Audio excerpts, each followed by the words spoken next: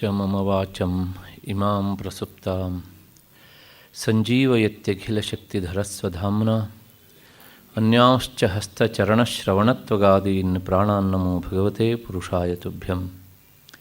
ಯಾವರ್ಣಪದವಾಕ್ಯಾರ್ಥಗದ್ಯಪದ್ಯಸ್ವರೂಪಿಣೀ ವಾಚಿ ನರ್ತಯತು ಕ್ಷಿಪ್ರಂ ಮೇಧಾನ್ ದೇವಿ ಸರಸ್ವತಿ. ಮೂಕಂ ಕರೋತಿ ವಾಚಾಲಂ ಪಂಗುಂ ಲಂಘೇತೆ ಗಿರಿಂ ಯತ್ಕೃಪಾತಮಹಂ ವಂದೇ ಪರಮಾನಂದಮಾಧವಂ. ನಾರಾಯಣಃ ಪರೋ ವ್ಯಕ್ತಾದಂಡಮವ್ಯಕ್ತಸಂಭವಂ ಅಂಡಸ್ಯಾಂತಸ್ತ್ವಿಮೇ ಲೋಕಾಃ ಸಪ್ತದ್ವೀಪಾ ಚ ಮೇದಿನಿ. ಶ್ರುತಿಸ್ಮೃತಿಪುರಾಣಾನಾಂ ಆಲಯಂ ಕರುಣಾಲಯಂ ನಮಾಮಿ ಭಗವತ್ಪಾದಂ ಶಂಕರಂ ಲೋಕಶಂಕರಂ. ನಮಸ್ತಸ್ಮೈ ಭಗವತೆ ಶಂಕರಾಚಾರ್ಯರೂಪಿಣೆ ಯೇನ ವೇದಾಂತ ವಿದ್ಯೇಯಂ ಉದ್ಧೃತಾ ವೇದಸಾಗರಾತ್. ನನ್ನ ಭಗವದ್ಗೀತಾ ಬಂಧುಗಳೇ, ಪ್ರಾಯೋಜಕರಾದಂತಹ ಶ್ರೀಮತಿ ಡಾಕ್ಟರ್ ವಿ ರಮಾಮಣಿಯವರೇ ಮತ್ತು ನನ್ನೆಲ್ಲ ಹಿರಿಯ ಅಧ್ಯಾತ್ಮ ಬಂಧುಗಳೇ, ತಮ್ಮೆಲ್ಲರ ಹೃನ್ಮಂದಿರದಲ್ಲಿ ಬೆಳಗ್ತಾ ಇರುವಂತಹ ಅವ ಮಹಾಚೈತನ್ಯಕ್ಕೆ ನಮಸ್ಕರಿಸಿ ನನ್ನ ಇಂದಿನ ಕೆಲಸಕ್ಕೆ ಮುಂದಾಗ್ತಾ ಇದ್ದೇನೆ. ನಿನ್ನೆ ದಿವಸ ಅರ್ಜುನ ಕೃಷ್ಣನ ಹತ್ರ ಪ್ರಶ್ನೆಯನ್ನು ಕೇಳಿದ್ದ. ಏನು ಪ್ರಶ್ನೆ ಅಂದರೆ, ಒಬ್ಬಾತ ಸಾಧಕ, ಆತ ಈ ಯೋಗ ಮಾರ್ಗದಲ್ಲಿ ತನ್ನನ್ನು ತಾನು ತೊಡಗಿಸಿಕೊಂಡಿದ್ದಾನೆ. ಹಾಗೆ ತೊಡಗಿಸಿಕೊಂಡು ಆದ ಮೇಲೆ ಆತ ಉಪನಿಷತ್ತಿನಿಂದ ಹೇಳಲ್ಪಟ್ಟಂತಹ ಈ ಎಲ್ಲ ಸಾಧನೆಗಳನ್ನು ಸಹ ಅಳವಡಿಸಿಕೊಳ್ತಾ ಇದ್ದಾನೆ.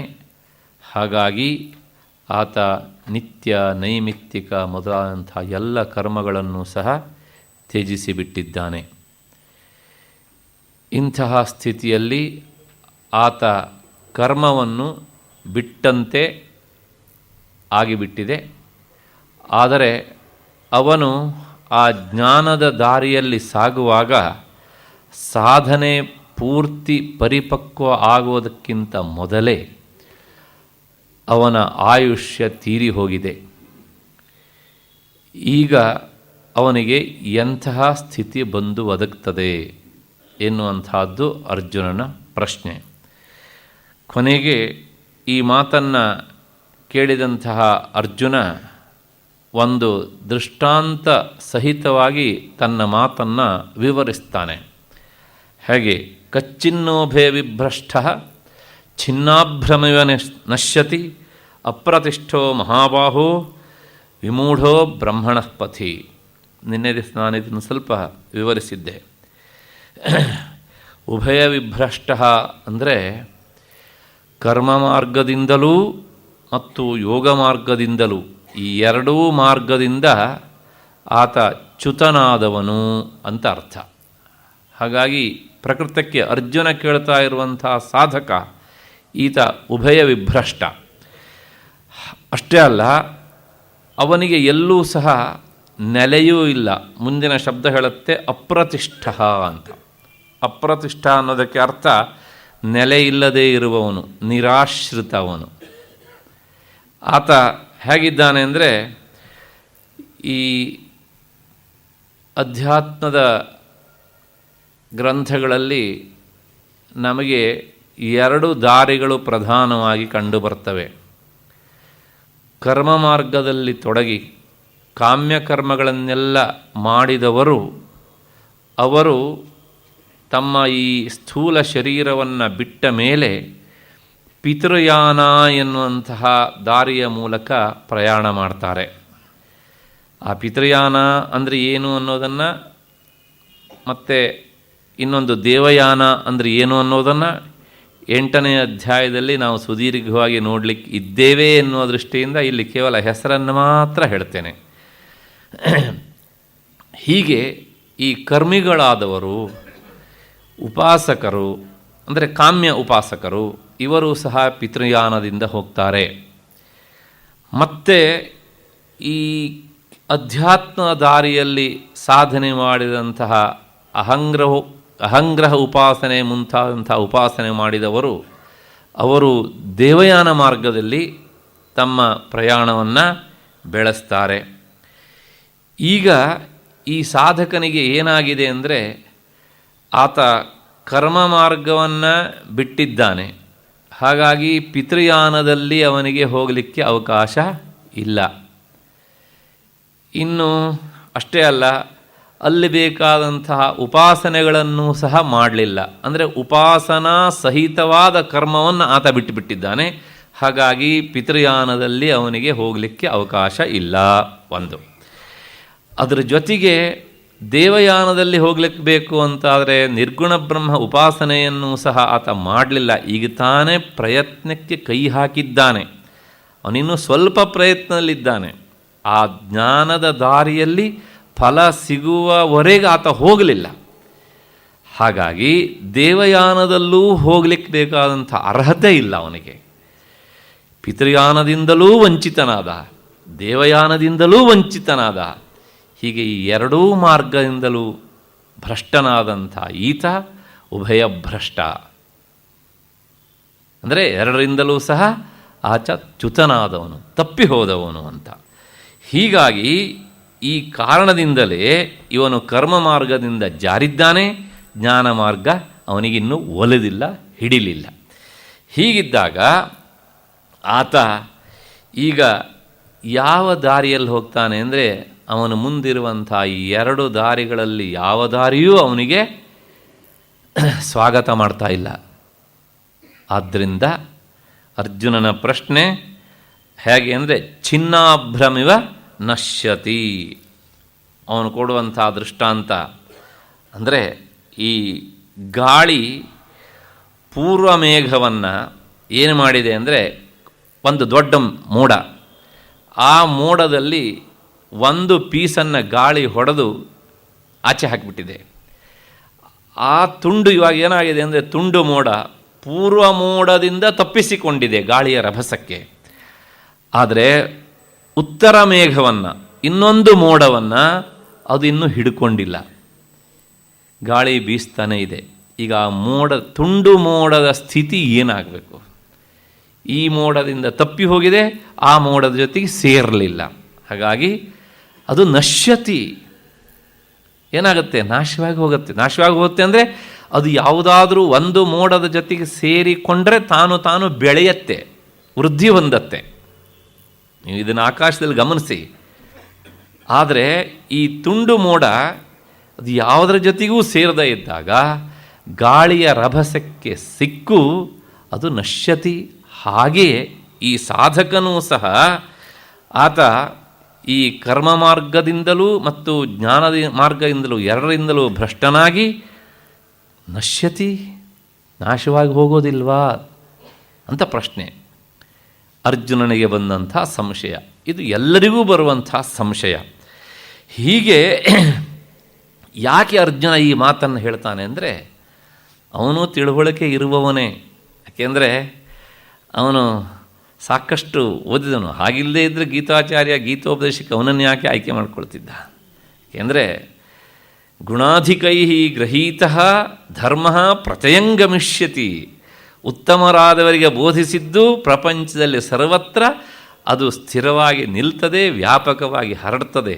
ಆ ಹಿನ್ನೆಲೆಯಲ್ಲಿ ಗೀತಾಚಾರ್ಯ ಅರ್ಜುನನಂಥ ಶಿಷ್ಯನನ್ನು ಆಯ್ಕೆ ಮಾಡಿಕೊಂಡಿದ್ದಾನೆ ಉಪದೇಶಕ್ಕೆ.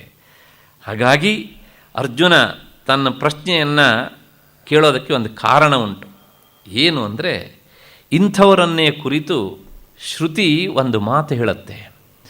ಏನು ಮಾತು ಅಂದರೆ ಅಥೈತಯೋ ಪಥೋ ನ ಕತರೇಣ ಚ ನತೇ ಕೀಟಾ ಪತಂಗೋ ಪತಂಗಾ ವಾ ಯದಿ ದಂದಶೂಕಂ ಅಂತ.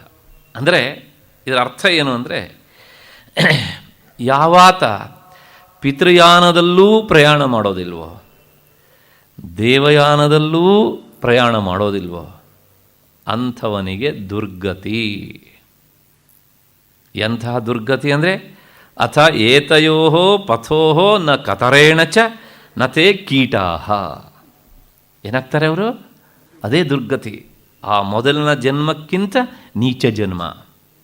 ಕೀಟಾಹ, ಮತ್ತು ಪತಂಗಾಹ, ಪತಂಗಾಹ ದೀಪದ ಹುಳು ಇವು, ಮತ್ತು ದಂದಶೂಕಂ, ದಂದಶೂಕೋ ಬಿಲೇಶಯ ಅಂತ, ಹಾವು ಅಂತ ಅರ್ಥ, ಬಿಲದಲ್ಲಿ ವಾಸ ಮಾಡುವುದು. ದರ್ವೀಕರೋ ದೀರ್ಘಪೃಷ್ಠೋ ದಂದಶೂಕೋ ಬಿಲೇಶಯ ಅಂತ ಕೋಶ. ಹಾಗಾಗಿ ಸ್ವಲ್ಪ ಅಪ್ರಸಿದ್ಧ ಅಂತ ಶಬ್ದ, ಶ್ರುತಿಗೆ ಏನಂತೆ ಎಲ್ಲವೂ ಪ್ರಸಿದ್ಧಿ ಯಾಕೆ. ಹಾಗಾಗಿ ಅವನು ಹಾವೋ ಅಥವಾ ಕೀಟವೋ ಅಥವಾ ಇನ್ನೇನೋ ಒಂದು ಪತಂಗವೋ ಹಾಗೆ ಹುಟ್ಟೋದಿಲ್ವ ಕೃಷ್ಣ? ಅವನಿಗಿಂಥ ದುರ್ಗತಿ ಆಗಿಬಿಡೋದಿಲ್ವಾ ಅಂತ ಅರ್ಜುನ ಪ್ರಶ್ನೆ. ಅವನ ಸಂಶಯದ ಬೀಜ ಇದು. ಈ ಶ್ರುತಿ ಅವನಿಗೆ ಸ್ಮರಣೆಗೆ ಬಂದಿರಬೇಕು ಅಂತ. ಹಾಗಾಗಿ ಪಿತೃಯಾನ ಮತ್ತು ದೇವಯಾನ ಈ ಎರಡರಲ್ಲಿಯೂ ಸಹ, ಅಂದರೆ ಯಾವೊಂದರಲ್ಲಿಯೂ ಸಹ ಪ್ರಯಾಣ ಮಾಡದೇ ಇರುವಂಥ ಇವನು ಕೀಟ ಪತಂಗ ಆಗಿಬಿಡ್ತಾನೆ. ಅಲ್ಲಿಗೆ ಇವನು ಯೋಗಭ್ರಷ್ಟ, ಅಂದರೆ ಈ ಕರ್ಮ ಮಾರ್ಗದಿಂದ ಮತ್ತು ಯೋಗ ಮಾರ್ಗದಿಂದ ಎರಡರಿಂದ ಸಹ ಭ್ರಷ್ಟನಾಗಿ ಆ ಜ್ಞಾನದ ಮಾರ್ಗದಲ್ಲಿ ಮುಂದುವರಿಲಿಕ್ಕಾಗದೆ ಇವನಿಗೆ ದುರ್ಗತಿಯೇ ಆಗಿಬಿಡುತ್ತದೆ. ಶ್ರುತಿಯೂ ಸಹ ನನ್ನ ಮಾತಿಗೆ ಪೂರಕವಾಗಿದೆ ಕೃಷ್ಣ ಎನ್ನುವಂತಹ ಸಂಶಯವನ್ನು ಅರ್ಜುನ ಮುಂದಿಟ್ಟ. ಆಗ ಅರ್ಜುನ ಮುಂದುವರೆದು ಹೇಳ್ತಾನೆ, ಏತನ್ಮೇ ಸಂಶಯಂ ಕೃಷ್ಣ, 39ನೇ ಶ್ಲೋಕ. ಇದು ನನ್ನ ಸಂಶಯ. ಈಗ ಅವನ ಕಥೆ ಏನು? ಪಿತೃಯಾನ ಇಲ್ಲ, ದೇವಯಾನ ಇಲ್ಲ. ಹಾಗಿದ್ರೆ ಮೊದಲು ಅಷ್ಟೋ ಇಷ್ಟೋ ಕರ್ಮ ಮಾಡಿದ್ದಾನೆ, ಆಮೇಲೆ ಚೂರುಪಾರು ಸಾಧನೆ ಮಾಡಿದ್ದಾನೆ, ಆಯುಷ್ಯ ಮುಗಿದು ಹೋಯಿತು. ಇಷ್ಟೆಲ್ಲ ಮಾಡಿದವನಿಗೆ ಕೀಟ ಪತಂಗ ದಂದಶೂಕ ಇಂಥ ದುರ್ಗತಿ ಅಂತಾದರೆ ನಾವು ಕರ್ಮ ಮಾಡಬೇಕಾ ಕೃಷ್ಣ? ವೇದಾಂತ ಶ್ರವಣ ಮಾಡಬೇಕಾ ಕೃಷ್ಣ? ಏತನ್ಮೇ ಸಂಶಯಂ ಕೃಷ್ಣ ಛೇತ್ತುಮರ್ಹಸಿ ಅಶೇಷತಃ. ಇದು ನನಗೆ ಬಹಳ ದಿವಸದಿಂದ ಕಾಡ್ತಾ ಇರುವಂಥ ಸಂಶಯ. ಇವತ್ತು ನೀನು ಈ ಸುದೀರ್ಘವಾಗಿ 23 ಶ್ಲೋಕಗಳಲ್ಲಿ ಹೇಳಿದ್ರಿಂದ ನನಗೆ ಈ ಸಂಶಯ ಇವತ್ತು ಜಾಸ್ತಿ ಹೊರಕ್ಕೆ ಬರ್ತಾ ಇದೆ. ಅದರಿಂದ ಇದನ್ನು ಒಂದು ಚೂರು ಸಂಶಯ ಇಲ್ಲದೆ ಇರುವ ಹಾಗೆ ನೀನು ಪರಿಹರಿಸಬೇಕು ಅಂತ ಅರ್ಜುನ ಕೃಷ್ಣನಲ್ಲಿ ಕೇಳ್ಕೊಳ್ತಾನೆ. ತಾತ್ಪರ್ಯ ನೋಡೋಣ. ಈ ನನ್ನ ಸಂಶಯವನ್ನು ಕೃಷ್ಣ ನೀನು ಪೂರ್ತಿಯಾಗಿ ಕತ್ತರಿಸಿ ಹಾಕು. ಯಾಕೆ ಅಂದರೆ ಅರ್ಜುನ ಈ ಪ್ರಶ್ನೆಯನ್ನು ಕೇಳಿದಾಗ ಕೃಷ್ಣ ಪ್ರಾಯಶಃ ಹೇಳಿರಬೇಕು, ಅರ್ಜುನ ನಿನಗೆಷ್ಟೋ ಹಿಂದೆ ಸಂಶಯಗಳು ಬಂದಿವೆ, ಆ ಸಂಶಯಕ್ಕೆಲ್ಲ ನಾನು ಉತ್ತರ ಕೊಟ್ಟಿದ್ದೇನೆ, ನೀನು ಸಮಾಧಾನವನ್ನು ತಾಳಿದ್ದೀಯೆ. ಆದರೆ ಎಲ್ಲ ಸಂಶಯವನ್ನು ನೀನು ನನ್ನ ಹತ್ರ ಯಾಕೆ ಕೇಳೋದು? ಒಂದು ಕೆಲಸ ಮಾಡೋದು, ನಿನ್ನ ಮುತ್ತಜ್ಜ ಭೀಷ್ಮಾಚಾರ್ಯರಲ್ಲಿದ್ದಾರೆ, ಇನ್ನೂ ಯುದ್ಧ ಶುರುವಾಗಲಿಲ್ವಲ್ಲ, ಹೋಗಿ ಅವರು ಒಂದು ಮಾತು ಕೇಳು, ನಮಸ್ಕಾರ ಮಾಡಿ ಕೇಳು. ಅವರು ಹೇಳೋದಿಲ್ವಾ? ಪಕ್ಕದಲ್ಲಿ ನಿನ್ನ ಬಿಲ್ಲು ವಿದ್ಯಾ ಆಚಾರ್ಯರಂಥ ದ್ರೋಣಾಚಾರ್ಯ ಇದ್ದಾರೆ, ಅವ್ರನ್ನ ಹೋಗಿ ಕೇಳು. ಅದು ಇಲ್ವಾ? ನಿಮ್ಮ ಕುಲಪುರೋಹಿತರು ಕೃಪಾಚಾರ್ಯರಿದ್ದಾರೆ, ಹೋಗಿ ಕೇಳು. ಅದು ಇಲ್ವಾ? ಒಂದು ಕೆಲಸ ಮಾಡು, ಇವತ್ತು ಯುದ್ಧ ಮಾಡಿಬಿಡು. ಯುದ್ಧ ಆದಮೇಲೆ ಬೇಕಿದ್ದರೆ 18 ದಿವಸ ಆದಮೇಲೆ ಕಾಡಲ್ಲಿ ಋಷಿಮುನಿಗಳು ಬೇಕಷ್ಟು ಜನ ಇದ್ದಾರೆ, ಅವ್ರನ್ನ ಕೇಳು. ಹಾಗಾಗಿ ನಾನೇ ಯಾಕೆ ಇದಕ್ಕೆ ಉತ್ತರ ಹೇಳಬೇಕು ಅರ್ಜುನ ಅಂತ ಕೇಳಿರಬೇಕು. ಶ್ಲೋಕದ ಉತ್ತರಾರ್ಧ ನೋಡಿದರೆ ಹಾಗೆ ಹೇಳುತ್ತೆ. ಏನು ಹಾಗಿದ್ರೆ ಅಂದರೆ ಆಗ ಅರ್ಜುನ ಹೇಳಿದ, ಏನು ಹೇಳಿದ? ತ್ವದನ್ಯ ಸಂಶಯಸ್ಯಾಸ್ಯ ಛೇತ್ತ ನಹ್ಯುಪಪದ್ಯತೆ. ನೀನು ಹೇಳಿದ್ದವುದು, ಭೀಷ್ಮ ದ್ರೋಣ ಕೃಪಾಚಾರ್ಯ ಎಲ್ಲರೂ ಇದ್ದಾರೆ, ಋಷಿಮುನಿಗಳೂ ಇದ್ದಾರೆ. ಆದರೆ ಈ ಸಂಶಯ ಇದೆಯಲ್ಲ, ಇದನ್ನು ನೀನೇ ಸ್ವಲ್ಪವೂ ಉಳಿಯದೆ ಹಾಗೆ ಪರಿಹರಿಸಬೇಕು. ಯಾಕೆ ನೀನೇ ಪರಿಹರಿಸಬೇಕು ಅಂದರೆ ಅರ್ಜುನನ ಮನಸ್ಸಿನಲ್ಲಿ ಬಂದಂಥ ಭಾವನೆ ಏನು ಅಂದರೆ, ಕೃಷ್ಣ ನೀನು ಲೋಕೇಶ್ವರ, ಜಗದೀಶ್ವರ. ಈಶ್ವರ ಅನ್ನೋ ಶಬ್ದಕ್ಕೆ ಪಾರ್ವತಿಪತಿ ಅಂತ ಅರ್ಥ ಅಲ್ಲ, ಒಡೆಯ ಅಂತ ಅರ್ಥ. ಮತ್ತಷ್ಟೇ ಅಲ್ಲ, ನೀನು ಯೋಗೇಶ್ವರನೂ ಹೌದು. ಈ ಎಲ್ಲ ಕಾರಣದಿಂದ ನೀನು ಸರ್ವಜ್ಞನಿದ್ದೀಯೆ. ಸರ್ವಜ್ಞನಿಗೆ ಎಲ್ಲವೂ ಗೊತ್ತು. ಹಾಗಾಗಿ ನೀನು ಈ ಎಲ್ಲ ಪ್ರಪಂಚದ ಭೂತಕೋಟಿಗಳ ಹುಟ್ಟು ಸಾವು ಆಗು ಹೋಗು ಎಲ್ಲವನ್ನೂ ಸಹ ಬಲ್ಲವನು. ಏಕೆಂದರೆ 4ನೇ ಅಧ್ಯಾಯದಲ್ಲಿ ನಿನ್ನ ಜನ್ಮಕ್ಕೆ ಸಂಬಂಧಪಟ್ಟ ಹಾಗೆ ನಾನು ಪ್ರಶ್ನೆ ಕೇಳಿದಾಗ ನೀನು ಹೇಳಿದ್ದೀ ಅಜೋಪಿ ಸನ್ ಅವ್ಯಯಾತ್ಮ ಭೂತಾನಾಂ ಈಶ್ವರೋಪಿ ಸನ್ ಅಂತ. ಈ ಮಾತನ್ನು ನಿನ್ನ ಬಿಟ್ಟರೆ ಬೇರೆ ಯಾರೂ ಹೇಳಲಿಲ್ಲ ಕೃಷ್ಣ ನನಗೆ. ಆದ್ದರಿಂದ ಹೀಗೆ ಇಷ್ಟು ಸಮರ್ಥನಾಗಿದ್ದೀಯ ನೀನು.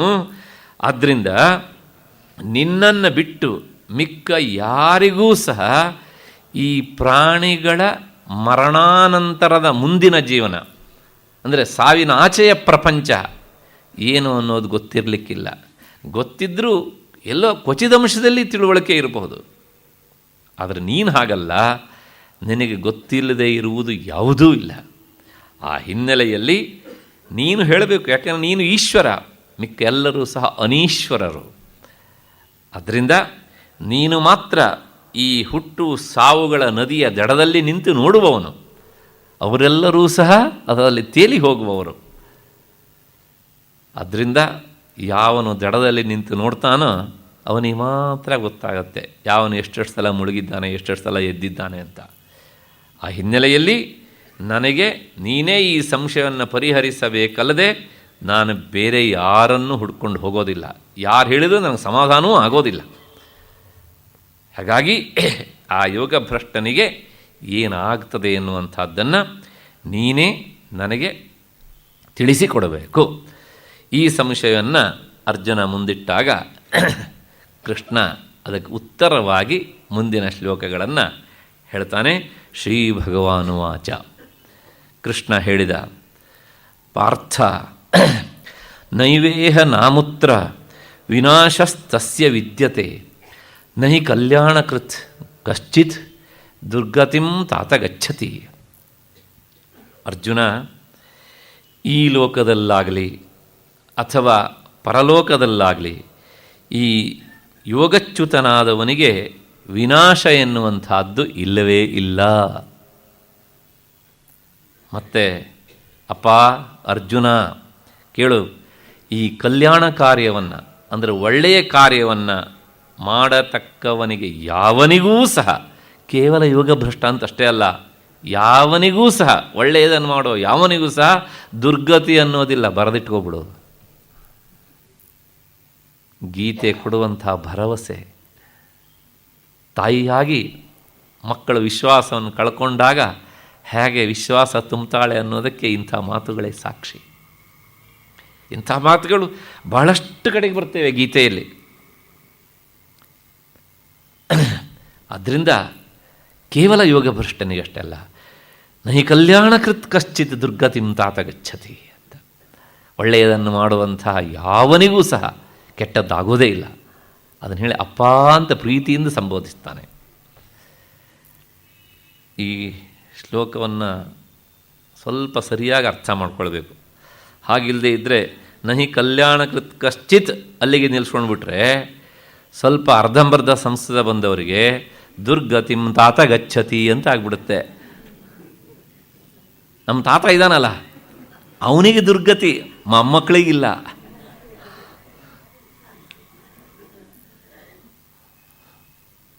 ನೋಡಿ, ಇಲ್ಲ ಭಗವದ್ಗೀತೆಯಲ್ಲೇ ಇದೆ ದುರ್ಗತಿಂ ತಾತ ಗಚ್ಚತಿ ಅಂತ.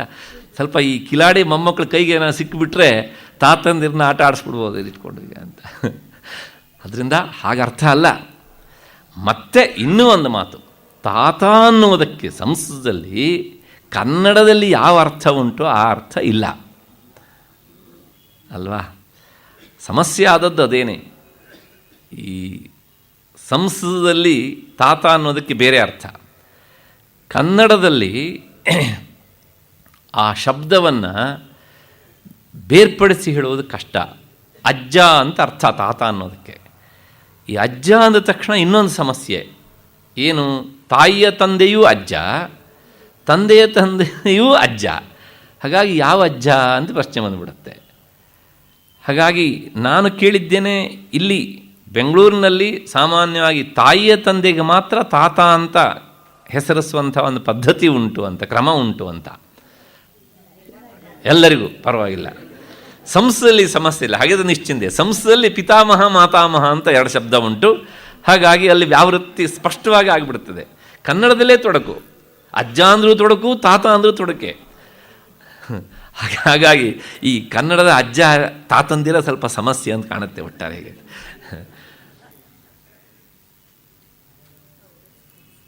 ಆ ಹಿನ್ನೆಲೆಯಲ್ಲಿ ಅದರ ಸ್ಪಷ್ಟ ವಿವರಣೆಯನ್ನು ನಾವು ಮತ್ತೆ ಮುಂದೆ ನೋಡೋಣ. ತಾತ ಅನ್ನೋದಕ್ಕೆ ಏನು ಅರ್ಥ, ಯಾಕೆ ಕೃಷ್ಣ ಅರ್ಜುನನ್ನ ತಾತ ಅಂತ ಕರೀತಾನೆ ಹೀಗೆ ಅಂತ. ಒಂದಂತೂ ಸತ್ಯ, ಭಾಷೆ ಯಾವಾಗಲೂ ಸೀಮಿತವಾದ ಚೌಕಟ್ಟಿನ ಒಳಗೆ ನಿಂತಾಗ ಎಲ್ಲ ಭಾಷೆಯಲ್ಲೂ ಈ ಸಮಸ್ಯೆ ಇದ್ದೇ ಇರ್ತದೆ, ಅದನ್ನು ನಾವು ಮರಿಬಾರದು. ಅದರ ಸಂಸ್ಕೃತದಲ್ಲಿ ಈ ಗೊಂದಲವನ್ನು ಪ್ರಾಚೀನರು ಬಹಳ ಹಿಂದಿನಿಂದಲೇ ಪರಿಹಾರ ಮಾಡಿಬಿಟ್ಟಿದ್ದಾರೆ. ಅದನ್ನು ಹಾಗಾಗಿ ಗೊಂದಲ ಇಲ್ಲವೇ ಇಲ್ಲ. ಮಾತಾಮಹ ಅಂದರೆ ಮತ್ತಲ್ಲಿ ಆ ಅಜ್ಜನೋ ಈ ಅಜ್ಜನೋ ಪ್ರಶ್ನೆ ಇಲ್ಲ, ತಾಯಿ ತಂದೆ ಅಂತಲೇ ಅರ್ಥ. ಪಿತಾಮಹ ಅಂದರೆ ತಂದೆ ತಂದೆ ಅಂತಲೇ ಪ್ರಶ್ನೆನೇ ಇಲ್ಲ ಹೀಗೆ ಅಂತ. ಆದರೆ ಎಲ್ಲ ಭಾಷೆಯಲ್ಲೂ ನಾವು ಹಾಗೆ ನಿರೀಕ್ಷಣೆ ಮಾಡಲಿಕ್ಕೆ ಆಗೋದಿಲ್ಲ. ಅಂತಹ ನಿರೀಕ್ಷಣೆ ಮಾಡಲಿಕ್ಕೆ ಆಗದೇ ಇರುವಂತಹ ಶಬ್ದಗಳಲ್ಲಿ ಕನ್ನಡದ ತಾತನೂ ಸಹ ಒಂದು. ಅಷ್ಟು ಹಿನ್ನೆಲೆಯಲ್ಲಿ ಕೃಷ್ಣ ಅರ್ಜುನನಿಗೆ ಹೇಳ್ತಾನೆ, ಈಗ ನೋಡಪ್ಪ, ಇಹ ಅಂದರೆ ಈ ಲೋಕದಲ್ಲಿ ಯಾವಾತ ಈ ರೀತಿಯಾಗಿ ಅಧ್ಯಾತ್ಮ ಸಾಧನೆಯನ್ನು ಮಾಡಿ ಅವನ ಸಾಧನೆ ಪರಿಪೂರ್ತಿ ಆಗುವುದರ ಒಳಗೇ ಆಗಿಯೇ ದೇಹವನ್ನು ಬಿಟ್ಟುಬಿಡ್ತಾನೋ ಅಂಥವನಿಗೆ ಸತ್ತ ಮೇಲಂತೂ ದುರ್ಗತಿ ಇಲ್ಲ ಬಿಡು. ಇಲ್ಲೂ ಸಹ ಸಾಧಕನಾದವನು ಅಯ್ಯೋ ನನಗೇನು ಆಗಲಿಲ್ಲ ಅಂತ ಬೇಸರ ಮಾಡ್ಕೊಳ್ಬೇಕಾದದ್ದಿಲ್ಲ.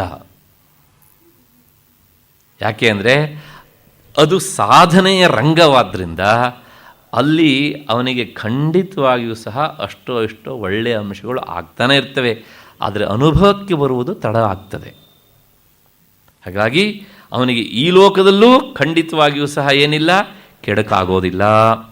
ಮುಂದೆ ಅಮೂತ್ರ ಅಂದರೆ ಸತ್ತ ಮೇಲೆ, ದೇಹ ಬಿಟ್ಟ ಮೇಲೆ ಪರಲೋಕದಲ್ಲಿಯೂ ಸಹ ಅವನಿಗೆ ಯಾವುದೇ ತೊಂದರೆ ಇಲ್ಲ. ತಸ್ಯ ಅವನಿಗೆ ನಾಶ ನಾಸ್ತಿ, ದುರ್ಗತಿ ಎನ್ನುವಂತಹದ್ದು ಇಲ್ಲ, ನಾಶ ಆಗೋದಿಲ್ಲ. ಹಾಗಿದ್ರೆ ನಾಶ ಅಂದರೆ ಏನು? ಭಗವತ್ಪಾದರು ವಿವರಣೆ ಕೊಡ್ತಾರೆ ಕೃಷ್ಣನ ಮಾತಿಗೆ. ನಾಶೋ ನಾಮ ಪೂರ್ವಸ್ಮಾತ್ ಹೀನ ಜನ್ಮ ಪ್ರಾಪ್ತಿ, ಹಿಂದಿನ ಜನ್ಮಕ್ಕಿಂತಲೂ ನೀಚ ಜನ್ಮ. ಅಂತಹ ಜನ್ಮ ಅವನಿಗೆ ಸುತರಾಂ ಬರುವುದಿಲ್ಲ. ಯಾಕೆ ಅಂದರೆ ಅವನು ಏನೇ ಮಾಡಿದ್ದಿದ್ರೂ ಸಹ ಯತ್ ಸ್ವಲ್ಪಮಪಿ ತದ್ ಬಹು, ಸ್ವಲ್ಪವೇ ಮಾಡಿದ್ದಿದ್ರೂ ಸಹ ಅದೇನಾಗುತ್ತೆ, ಬಹು ಆಗುತ್ತೆ ಅಷ್ಟೇ ಹೊರತು ಸಹ ಸ್ವಲ್ಪಕ್ಕಿಂತ ಇನ್ನೂ ಸ್ವಲ್ಪ ಆಗೋದಿಲ್ಲ. ಹಾಗಾಗಿ ಅವನಿಗೆ ದುರ್ಗತಿ ಇಲ್ಲ.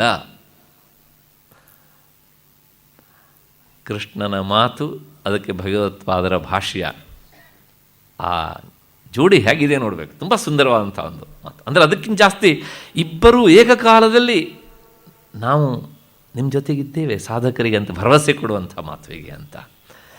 ಹೀಗೆ ಅವನಿಗೆ ಖಂಡಿತವಾಗಿಯೂ ಸಹ ಆಗೋದಿಲ್ಲ. ಯಾಕೆ ಅಂದರೆ ಕಲ್ಯಾಣ ಕೃತ್, ಅವನು ಶುಭಕೃತ್, ಒಳ್ಳೆಯದನ್ನು ಮಾಡ್ತಾ ಇದ್ದಾನೆ. ಹಾಗಾಗಿ ಅವನಿಗೆ ಕೆಟ್ಟದ್ದು ಖಂಡಿತವಾಗಿಯೂ ಸಹ ಆಗುವುದಿಲ್ಲ. ಅವನಿಗೆ ಅಶುಭ ಫಲ ಇಲ್ಲ, ಅವನಿಗೆ ದುರ್ಗತಿ ಇಲ್ಲ. ಹಾಗಿದ್ರೆ ಏನಾಗುತ್ತೆ, ಅವನಿಗೆ ಒಳ್ಳೆಯದೇ ಆಗುತ್ತೆ. ಇದು ಮೊದಲನೇ ಅಂಶ.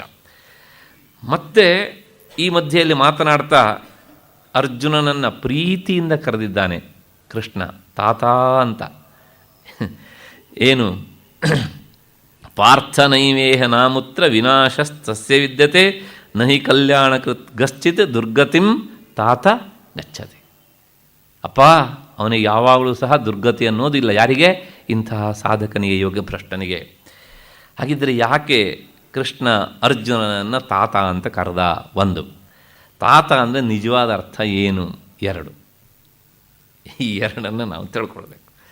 ಅದರ ವಿವರಣೆ ಹೇಗೆ ಅಂದರೆ, ಕನ್ನಡದಲ್ಲಿ ತಾತ ಅಂದರೆ ಅಜ್ಜ, ಆದರೆ ಸಂಸ್ಕೃತದಲ್ಲಿ ತಾತ ಅಂದರೆ ಆ ಅಜ್ಜನ ಮಗ. ಅಂದರೆ ಈ ತಾತ ಅಂತ ಕರೆಯೋನಿದ್ದಾನೆ ಅವನ ಅಪ್ಪ. ತಾತ ಅಂದರೆ ಅಪ್ಪ ಅಂತ ಅರ್ಥ. ತಾತಸ್ತು ಜನಕಃ ಪಿತಾ ಅಂತ ಕೋಶ. ಯಾಕೆ ಅವನನ್ನು ತಾತ ಅಂತ ಕರೀತಾರೆ? ಅಪ್ಪನನ್ನಾದರೂ ಯಾಕೆ ತಾತ ಅಂತ ಕರಿಬೇಕು ಅಂತ ಒಂದು ಪ್ರಶ್ನೆ. ನೋಡಿ, ತನೋತಿ ಆತ್ಮಾನಂ ಪುತ್ರರೂಪೇಣ ಇತಿ ಪಿತಾ ತಾತಃ. ತಂದೆಯಾದವನು ತನ್ನನ್ನೇ ಮಗನ ರೂಪದಲ್ಲಿ ವಿಸ್ತರಿಸಿಕೊಳ್ತಾನೆ. ತನೋತಿ, ತನು ವಿಸ್ತಾರೆ ಅಂತ ಧಾತು. ಹಾಗಾಗಿಯೇ ತನ್ನನ್ನು ತಾನು ವಿಸ್ತರಿಸಿಕೊಳ್ಳುತ್ತಾನೆ ಮಕ್ಕಳು ಎನ್ನುವಂಥ ರೂಪದಿಂದ. ಆದ್ದರಿಂದ ತಂದೆಯನ್ನು ಸಂಸ್ಕೃತದಲ್ಲಿ ತಾತ ಅಂತ ಕರೀತಾರೆ. ತನ್ನನ್ನು ತಾನು ವಿಸ್ತರಿಸಿಕೊಳ್ಳುವುದರಿಂದ ಅವನು ತಾತ ಆಗಬಹುದು. ಮತ್ತು ಮುಂದೆ ಪಿತೈವ ಪುತ್ರ, ಮತ್ತು ಈ ತಂದೆಯೇ ಮಗನ ರೂಪದಿಂದ ಹುಟ್ಟುತ್ತಾನೆ ಅಲ್ವಾ? ಹಾಗಿದ್ರೆ ಹುಟ್ಟಿದವನು ವಾಸ್ತವಿಕವಾಗಿ ಯಾರು? ತಾನೇ ಅಲ್ವಾ? ಆತ್ಮಾವೈ ಪುತ್ರನಾಮಾಸಿ, ತಾನೇ ಮಗನೇ ಎನ್ನುವಂಥ ರೂಪದಿಂದ ಕರೆಸಿಕೊಳ್ತಾನೆ. ಆದ್ದರಿಂದ ಪುತ್ರೋಪಿ ತಾತ ಉಚ್ಯತೆ. ಆದ್ದರಿಂದಲೇ ಮಗನನ್ನೂ ಸಹ ಪ್ರೀತಿಯಿಂದ ಕರಿಬೇಕಿದ್ರೆ ತಾತ ಅಂತ ಕರೀತಾರೆ. ಅದು ಸಂಸ್ಕೃತದಲ್ಲೂ ಅಷ್ಟೇ ಅಲ್ಲ, ಕನ್ನಡದಲ್ಲೂ. ಏನಪ್ಪ ಹಾಗಿದ್ರೆ ಅವನೇನು ಇವನಿಗೆ ಅಪ್ಪನ?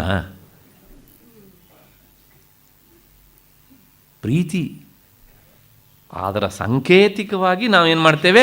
ಅಪ್ಪ ಅಂತ ಕರಿತೇವೆ, ಅಣ್ಣ ಅಂತ ಕರಿತೇವೆ. ಹಾಗಿದ್ರೆ ಅವನು ನಿಜವಾಗಿಯೂ ಇವನಿಗೆ ಅಣ್ಣನ ಇವನ ನಿಜವಾಗಿಯೂ ಅಪ್ಪನ? ಇಲ್ಲ. ಹಾಗಾಗಿ ಆ ಪ್ರೀತಿಯ ದ್ಯೋತಕವಾಗಿ ಮಗನನ್ನೂ ಸಹ, ಯಾಕೆ ಪ್ರೀತಿ ಅಂದರೆ ತನ್ನನ್ನೇ ತಾನು ಅಲ್ಲಿ ಕಾಣ್ತಾನೆ. ಅವನಲ್ಲಿ ಮನುಷ್ಯ ತನ್ನನ್ನು ಪ್ರೀತಿಸಿಕೊಳ್ತಾನೆ. ಆ ಪ್ರೀತಿಯೇ ಹೊರಗೆ ಮಗನ ರೂಪದಿಂದ ಅಭಿವ್ಯಕ್ತವಾದಾಗ ತನ್ನನ್ನೇ ಆತ ಆ ಹೆಸರಿಂದ ಕರೀತಾನೆ, ತಾತ ಅಂತ. ಆ ಪ್ರೀತಿ ಶಿಷ್ಯನಲ್ಲೂ ಇರುತ್ತದೆ. ಆದ್ದರಿಂದ ಯಾಕೆ ಶಿಷ್ಯನೂ ಸಹ ಮಗನಿಗೆ ಸಮಾನ. ಆ ಹಿನ್ನೆಲೆಯಲ್ಲಿ ಶಿಷ್ಯೋಪಿ ಪುತ್ರವತ್ ಇತಿ, ಮಗನಂತೆ. ನಿಜವಾಗಿ ನೋಡಿದರೆ ಅವನು ಅಪುತ್ರ, ಮಗನಲ್ಲ. ಆದರೂ ಸಹ ತಾತ ಉಚ್ಯತೆ, ಅವನನ್ನು ತಾತ ಅಂತ ಕರೀತಾರೆ. ಆ ಹಿನ್ನೆಲೆಯಲ್ಲಿ ಕೃಷ್ಣ ಅರ್ಜುನನ ಶಿಷ್ಯಸ್ಥಾನದಲ್ಲಿ ಇದ್ದಾನೆ ಅಂತ ಭಾವಿಸಿ ಪ್ರೀತಿಯಿಂದ ತಾತ ಅಂತ ಸಂಬೋಧನೆ ಮಾಡಿದ್ದಾನೆ. ಇಷ್ಟು ಮಾಡಿ ಆದ ಮೇಲೆ ಮತ್ತೆ ಕೃಷ್ಣ ಅರ್ಜುನನಿಗೆ ಹೇಳ್ತಾನೆ. ಅರ್ಜುನ ಎತ್ತಿದಂಥ ಪ್ರಶ್ನೆ, ಅರ್ಜುನ ಶ್ರುತಿಯ ಅರ್ಥದ ನೆಲೆಯಲ್ಲಿ ಸಂಶಯವನ್ನು ವ್ಯಕ್ತಪಡಿಸಿದ್ದ. ಏನು ವ್ಯಕ್ತಪಡಿಸಿದ್ದ? ಪಿತೃಯಾನದಲ್ಲೂ ಹೋಗದೇ ಇರುವವನು, ದೇವಯಾನದಲ್ಲೂ ಹೋಗದೇ ಇರುವವನು ಆತ ದುರ್ಗತಿಯನ್ನು ಪಡಿತಾನೆ, ಕೀಟವೋ ಪತಂಗವೋ ದಂದಶೂಕವೋ ಆಗ್ತಾನೆ ಎನ್ನುವಂಥದ್ದನ್ನು ಶ್ರುತಿಯ ಆಧಾರದ ಹಿನ್ನೆಲೆಯಲ್ಲಿ ಅರ್ಜುನ ಹೇಳಿದ್ದ. ಅದಕ್ಕೆ ಈ ಕೃಷ್ಣ ಉತ್ತರ ಹೇಳಬೇಕು. ನೋಡಪ್ಪ, ನಿನ್ನ ಸಂಶಯ ಸರಿ, ಆದರೆ ಈ ವಿಷಯ ಏನುಂಟೋ ಇದು ಯೋಗಭ್ರಷ್ಟನಿಗೆ ಅನ್ವಯಿಸುವುದಿಲ್ಲ. ಜಡ್ಜ್ಮೆಂಟ್ ಕೊಟ್ಟೇ ಬಿಟ್ಟ ಕೃಷ್ಣ. ಯಾಕೆ ಅಂತಂದರೆ, ನೋಡು, ಇದು ಯಾರಿಗೆ ಈ ದುರ್ಗತಿ ಎನ್ನುವಂಥದ್ದು ಅಂದರೆ, ಹಿಂದೆ ಅರ್ಜುನನೇ ಹೇಳಿದ್ದಾನೆ, ಯೋಗಭ್ರಷ್ಟ ಎಂಥವನು ಅಂದರೆ ಶ್ರದ್ಧಯೋಪೇತ ಅಯತಿ ಶ್ರದ್ಧಯೋಪೇತ. ಅವನು ಶ್ರದ್ಧೆಯಿಂದ ಕೂಡಿದ್ದಾನೆ. ಉತ್ತಮವಾದಂಥ ಒಂದು ಗತಿ ಅನ್ನೋದು ಇದೆ ಅನ್ನುವಂಥ ವಿಷಯದಲ್ಲಿ ಅವನಿಗೆ ಅಶ್ರದ್ಧೆ ಇಲ್ಲ, ಶ್ರದ್ಧೆ ಉಂಟು. ಆ ಹಿನ್ನೆಲೆಯಲ್ಲಿ ಸಾಧನೆಗೆ ತೊಡಗಿದ್ದಾನೆ. ಆದ್ದರಿಂದ ಅವನು ಶ್ರದ್ಧೆಯಿಂದ ಕೂಡಿದ್ದಾನೆ. ಆ ಶ್ರದ್ಧೆಯಿಂದ ಕೂಡಿದ್ರಿಂದಲೇ ಅವನಿಗೆ ಮೊದಲನೇ ಅರ್ಹತೆ ಉಂಟು ಈ ಎರಡರಲ್ಲಿ ಯಾವುದೋ ಒಂದು ದಾರಿಯಲ್ಲಿ ಹೋಗೋದಕ್ಕೆ. ಒಂದು ಮತ್ತೆ ಅಷ್ಟೇ ಅಲ್ಲ, ಬ್ರಹ್ಮಲೋಕ ಪ್ರಾಪ್ತಿಗೆ ಸಾಧನವಾದವಳು ಒಟ್ಟು 4. ಯಾವ್ಯಾವುದು ಅಂದರೆ, ಮೊದಲನೇ ನಂಬರ್ 1 ಶ್ರದ್ಧಾ, 2ನೇದು ಸತ್ಯಂ, 3ನೇದು ಬ್ರಹ್ಮ ವಿಚಾರ, 4ನೇದು ಸನ್ಯಾಸ. ಈ 4ರಲ್ಲಿ ಒಂದೊಂದಿದ್ರೂ ಸಾಕು, ದೇವಯಾನದಲ್ಲಿ ಹೋಗಬಹುದು. ಒಂದೊಂದೇ 4 ಇರಬೇಕು ಅಂತಿಲ್ಲ. ಆದರೆ ಶ್ರುತಿ ಹೇಳುತ್ತೆ, ಕೇಳು ಏನು ಅಂದರೆ, ಪಂಚಾಗ್ನಿ ವಿದ್ಯಾ ಪ್ರಕರಣದಲ್ಲಿ ಬಂದಂಥ ಮಾತು ಇದು. ಯತ್ಥಂ ವಿದುಹು ಏಚ ಅಮಿ ಅರಣ್ಯೇ ಶ್ರದ್ಧಾಂ ಸತ್ಯಮುಪಾಸತೆ ತೇ ಅರ್ಚಿಂ ಅಭಿಸಂಭವಂತಿ. ಅರ್ಚಿ ಅಂದರೆ ಅರ್ಚಿರಾದಿ ಮಾರ್ಗ, ದೇವಮಾರ್ಗ ಅಂತ ಅರ್ಥ. ಅವರು ಯಾರು ಅರಣ್ಯದಲ್ಲಿದ್ದು ಶ್ರದ್ಧೆಯಿಂದ ಸತ್ಯವಾದಂಥ ತತ್ವವನ್ನು ಕುರಿತು ಉಪಾಸನೆ ಮಾಡ್ತಾರೋ ಅವರು ಅರ್ಚಿರಾದಿ ಮಾರ್ಗದಿಂದ ಮುಂದಕ್ಕೆ ಹೋಗ್ತಾರೆ ಅಂತ. ಇವನು ಅರಣ್ಯಕ್ಕೆ ಹೋಗದೆ ಇದ್ದಿರಬಹುದು, ಅಥವಾ ಇದ್ದಿರಬಹುದು. ಆದರೆ 2 ಅಂಶ ಈ ಶ್ರುತಿಯಲ್ಲೇ ನಮಗೆ ಸಿಗುತ್ತೆ. ಒಂದು ಸತ್ಯ, ಇನ್ನೊಂದು ಶ್ರದ್ಧೆ. ಅಂದರೆ ಶ್ರದ್ಧೆ ಇದೆ ಅವನಿಗೆ. ಆ ಶ್ರದ್ಧೆಯನ್ನು ಇಟ್ಕೊಂಡು ಆತ ಏನು ಮಾಡಿದ್ದಾನೆ ಅಂದರೆ, ಆ ಸತ್ಯವಾದಂಥ ಬ್ರಹ್ಮವಸ್ತುವನ್ನು ಕುರಿತು ಆತ ಸಾಧನೆಯನ್ನು ಸಹ ಮಾಡಿದ್ದಾನೆ. ಎಂಥ ಸಾಧನೆ ಅಂದರೆ, ಈ ಯೋಗಭ್ರಷ್ಟನ ಶ್ರದ್ಧೆ, ನೀನೇ ಹೇಳಿದ್ದೆ ಶ್ರದ್ಧೆಯೋಪೇಯತಃ, ಆ ವಿಷಯದಲ್ಲಿ ಸಂಶಯ ಇಲ್ಲ. ಮೊದಲನೇ ಕ್ವಾಲಿಫಿಕೇಷನ್ ಉಂಟು ಅವನಿಗೆ, ದೇವಯಾನದಲ್ಲಿ ಹೋಗೋದಕ್ಕೋ ಅಥವಾ ಪಿತೃಯಾನದಲ್ಲಿ ಹೋಗೋದಕ್ಕೋ ಒಂದು. ಮತ್ತು ಎರಡನೇದು ಸತ್ಯ, ಅದು ಸಹ ಅವನಲ್ಲುಂಟು. ಯಾಕೆ ಅಂದರೆ ಈ ದೃಶ್ಯ ಪ್ರಪಂಚವನ್ನು ನೋಡಿ ಅವನಿಗೆ ಒಂದು ಅನುಭವ ಹೊಂದಿದೆ. ಏನು ಅಂದರೆ ಇದು ಶಾಶ್ವತ ಅಲ್ಲ. ಇದು ಶಾಶ್ವತ ಅಲ್ಲ ಅಂದರೆ ಏನು? ಇದು ಅನೃತ, ಮಿಥ್ಯಾಭೂತವಾದದ್ದು. ಅಂದರೆ ಇದರ ನಿರ್ಧಾರ ಮಾಡುವುದು ಕಷ್ಟ. ಇದು ಏನು ಅನ್ನುವಂಥದ್ದು ಅನಿರ್ಧಾರಿತವಾದಂಥದ್ದು ಅಂತ ಮನಗಂಡು ಆತ ಪ್ರಾಥಮಿಕ ಹಂತದಲ್ಲಿ ತನ್ನ ಚಿತ್ತಶುದ್ಧಿಗೋಸ್ಕರ ಕರ್ಮವನ್ನು ಮಾಡಿ, ನೈಮಿತ್ತಿಕ ಕರ್ಮವನ್ನು ಮಾಡಿ, ಕೊನೆಗೆ ಅದು ಎಲ್ಲವನ್ನೂ ಬಿಟ್ಟು ಸತ್ಯವಾದಂಥ ಬ್ರಹ್ಮವಸ್ತುವನ್ನು ಪಡೆಯಬೇಕು ಅಂತ ತಾನೇ ಆತ ವೇದಾಂತದ ಮಾರ್ಗದಲ್ಲಿ ಹೆಜ್ಜೆ ಇಟ್ಟು ಅಷ್ಟೋ ಇಷ್ಟೋ ಸಾಧನೆಗೆ ತೊಡಗಿದ್ದು. ಅಲ್ಲಿಗೆ ಅವನಲ್ಲಿ ಸತ್ಯದ ಅಂಶವೂ ಸಹ ಉಂಟು. ಸತ್ಯವಾದಂಥ ಬ್ರಹ್ಮವಸ್ತುವನ್ನು ತಾನು ಅರಿಬೇಕು ಅಂಥೇಳಿ ಆತ ಅಧ್ಯಾತ್ಮ ಸಾಧನೆಗೆ ತೊಡಗಿದ್ದಾನೆ. ಹಾಗಾಗಿ ಆ ಸತ್ಯವಾದಂತಹ ಬ್ರಹ್ಮವಸ್ತುವಿನ ಅನ್ವೇಷಣೆಯೂ ಅವನಲ್ಲಿ ಇದೆ. ಆದ್ದರಿಂದ ಆ ಸತ್ಯದ ಬಗ್ಗೆ ಅವನಿಗೆ ಅರಿವುಂಟು. ಎರಡು. ಮತ್ತು ಮೂರನೇದು ಬ್ರಹ್ಮವಿಚಾರ ಅಂತ ಹೇಳಿದೆಯಲ್ಲ, ನಿನ್ನೆ ದಿವಸನೇ ನಾನು ಹೇಳಿದ್ದೇನೆ, ನಿತ್ಯಾನಿತ್ಯ ವಸ್ತು ವಿವೇಕ, ಇಹಾಮೂತ್ರಾರ್ಥ ಫಲಭೋಗ ವಿರಾಗ, ಶಮಾಧಿ ಸಾಧನ ಸಂಪತ್ತಿ, ಮುಮುಕ್ಷುತ್ವ, ಈ ನಾಲ್ಕು ಸಹ ಅವನಲ್ಲಿದೆ. ಒಂದು. ಅದರ ಜೊತೆಗೆ ವೇದಾಂತಕ್ಕೆ ಸಂಬಂಧಪಟ್ಟಂಥ ಶ್ರವಣ, ಮನನ, ನಿಧಿಧ್ಯಾಸನ, ಉಪರತಿ ಇದೆಲ್ಲವನ್ನೂ ಸಹ ಆತ ಮಾಡಿದ್ದಾನೆ. ಇದೆಲ್ಲವನ್ನು ಮಾಡುವುದು ಯಾತಕ್ಕೋಸ್ಕರ? ಬ್ರಹ್ಮ ವಿಚಾರಕ್ಕಾಗಿ ಅಲ್ವಾ? ಯಾವುದರ ಶ್ರವಣ ಮಾಡೋದು? ಬ್ರಹ್ಮವಸ್ತುವಿನದೇ ಶ್ರವಣ. ಶ್ರೋತವ್ಯೋ ಮಂತವ್ಯೋ ನಿಧಿಧ್ಯಾಸಿತವ್ಯ ಅಂಥೇಳಿ ಯಾವುದನ್ನು ಶ್ರವಣ ಮಾಡಬೇಕು? ಬ್ರಹ್ಮವಸ್ತುವಿಗೆ ಸಂಬಂಧಪಟ್ಟಿದ್ದನ್ನು. ಯಾವುದನ್ನು ಮನನ ಮಾಡಬೇಕು? ಬ್ರಹ್ಮವಸ್ತುವಿಗೆ ಸಂಬಂಧಪಟ್ಟಿದ್ದೇ ಮನನ ಮಾಡಬೇಕು. ಮನನ ಅಂದರೆ ಏನು? ಯುಕ್ತಿಭಿ ಅನುಚಿಂತನಂ. ಸತ್ಯ ಮತ್ತು ಅಸತ್ಯವಾದಂಥ ಎರಡು ವಸ್ತುಗಳನ್ನು ನೀನು ಬೇರ್ಪಡಿಸ್ತಾ ಹೋಗು. ಕೊನೆಗೆ ಎಲ್ಲ ಆ ಕಾರಣವನ್ನು ಹುಡುಕು. ಉದಾಹರಣೆಗೆ, ಇಲ್ಲೊಂದು ಬಟ್ಟೆ ಇದೆ, ಈ ಬಟ್ಟೆಗೆ ಇದು ಶಾಶ್ವತ ಅಲ್ಲ. ಹಾಗಿದರೆ ಈ ಬಟ್ಟೆ ಅಂತ ಆದದ್ದು ನೂಲಿನಿಂದ, ಆ ನೂಲು ಸಹ ಶಾಶ್ವತವಲ್ಲ. ಆ ನೂಲು ಆದದ್ದು ಹತ್ತಿಯಿಂದ ಅಲ್ವಾ? ಆ ಹತ್ತಿಯೂ ಸಹ ಅದು ಶಾಶ್ವತ ಅಲ್ಲ. ಹತ್ತಿ ಬಂದದ್ದು ಹತ್ತಿಯ ಗಿಡದಿಂದ, ಅದು ಸಹ ಒಂದು ದಿವಸ ಹುಟ್ಟುತ್ತದೆ, ಸಾಯ್ತದೆ, ಅದು ಸಹ ಶಾಶ್ವತ ಅಲ್ಲ. ಆ ಹತ್ತಿ ಗಿಡ ಇದ್ದದ್ದು ಭೂಮಿಯಲ್ಲಿ, ಭೂಮಿಯೂ ಸಹ ನಾಶವಾಗ್ತದೆ, ಭೂಕಂಪ ಇತ್ಯಾದಿಗಳಿಂದೆಲ್ಲ ನಾವು ನೋಡ್ತೇವೆ. ಹಾಗಿದ್ರೆ ಭೂಮಿಯೂ ಸಹ ಪಂಚಭೂತಗಳಲ್ಲಿ ಒಂದು. ಈ ಪಂಚಭೂತಗಳು ಸಹ ಆತ್ಮನ ಆಕಾಶ ಸಂಭೂತ. ಆಕಾಶಾದ್ ವಾಯು, ವಾಯೋರಗ್ನಿ, ಅಗ್ನೇರಾಪ, ಅದ್ಭ್ಯ ಪೃಥಿವೀ, ಪೃಥಿವ್ಯಾ ಓಷಧಯ, ಓಷಧೀಭ್ಯೋ ಅನ್ನಂ ಅಂತೆಲ್ಲ ಶ್ರುತಿ ಹೇಳುತ್ತೆ. ಕೊನೆಗೆ ಎಲ್ಲಿ ಹೋಗಿ ನಿಲ್ಲತ್ತೆ ಕೇಳಿದರೆ ಆತ್ಮನ ಆಕಾಶ ಸಂಭೂತ. ಇದೆಲ್ಲವುದು ಹುಟ್ಟಿದ್ದು ಯಾವುದರಿಂದ? ಆತ್ಮವಸ್ತುವಿನಿಂದ.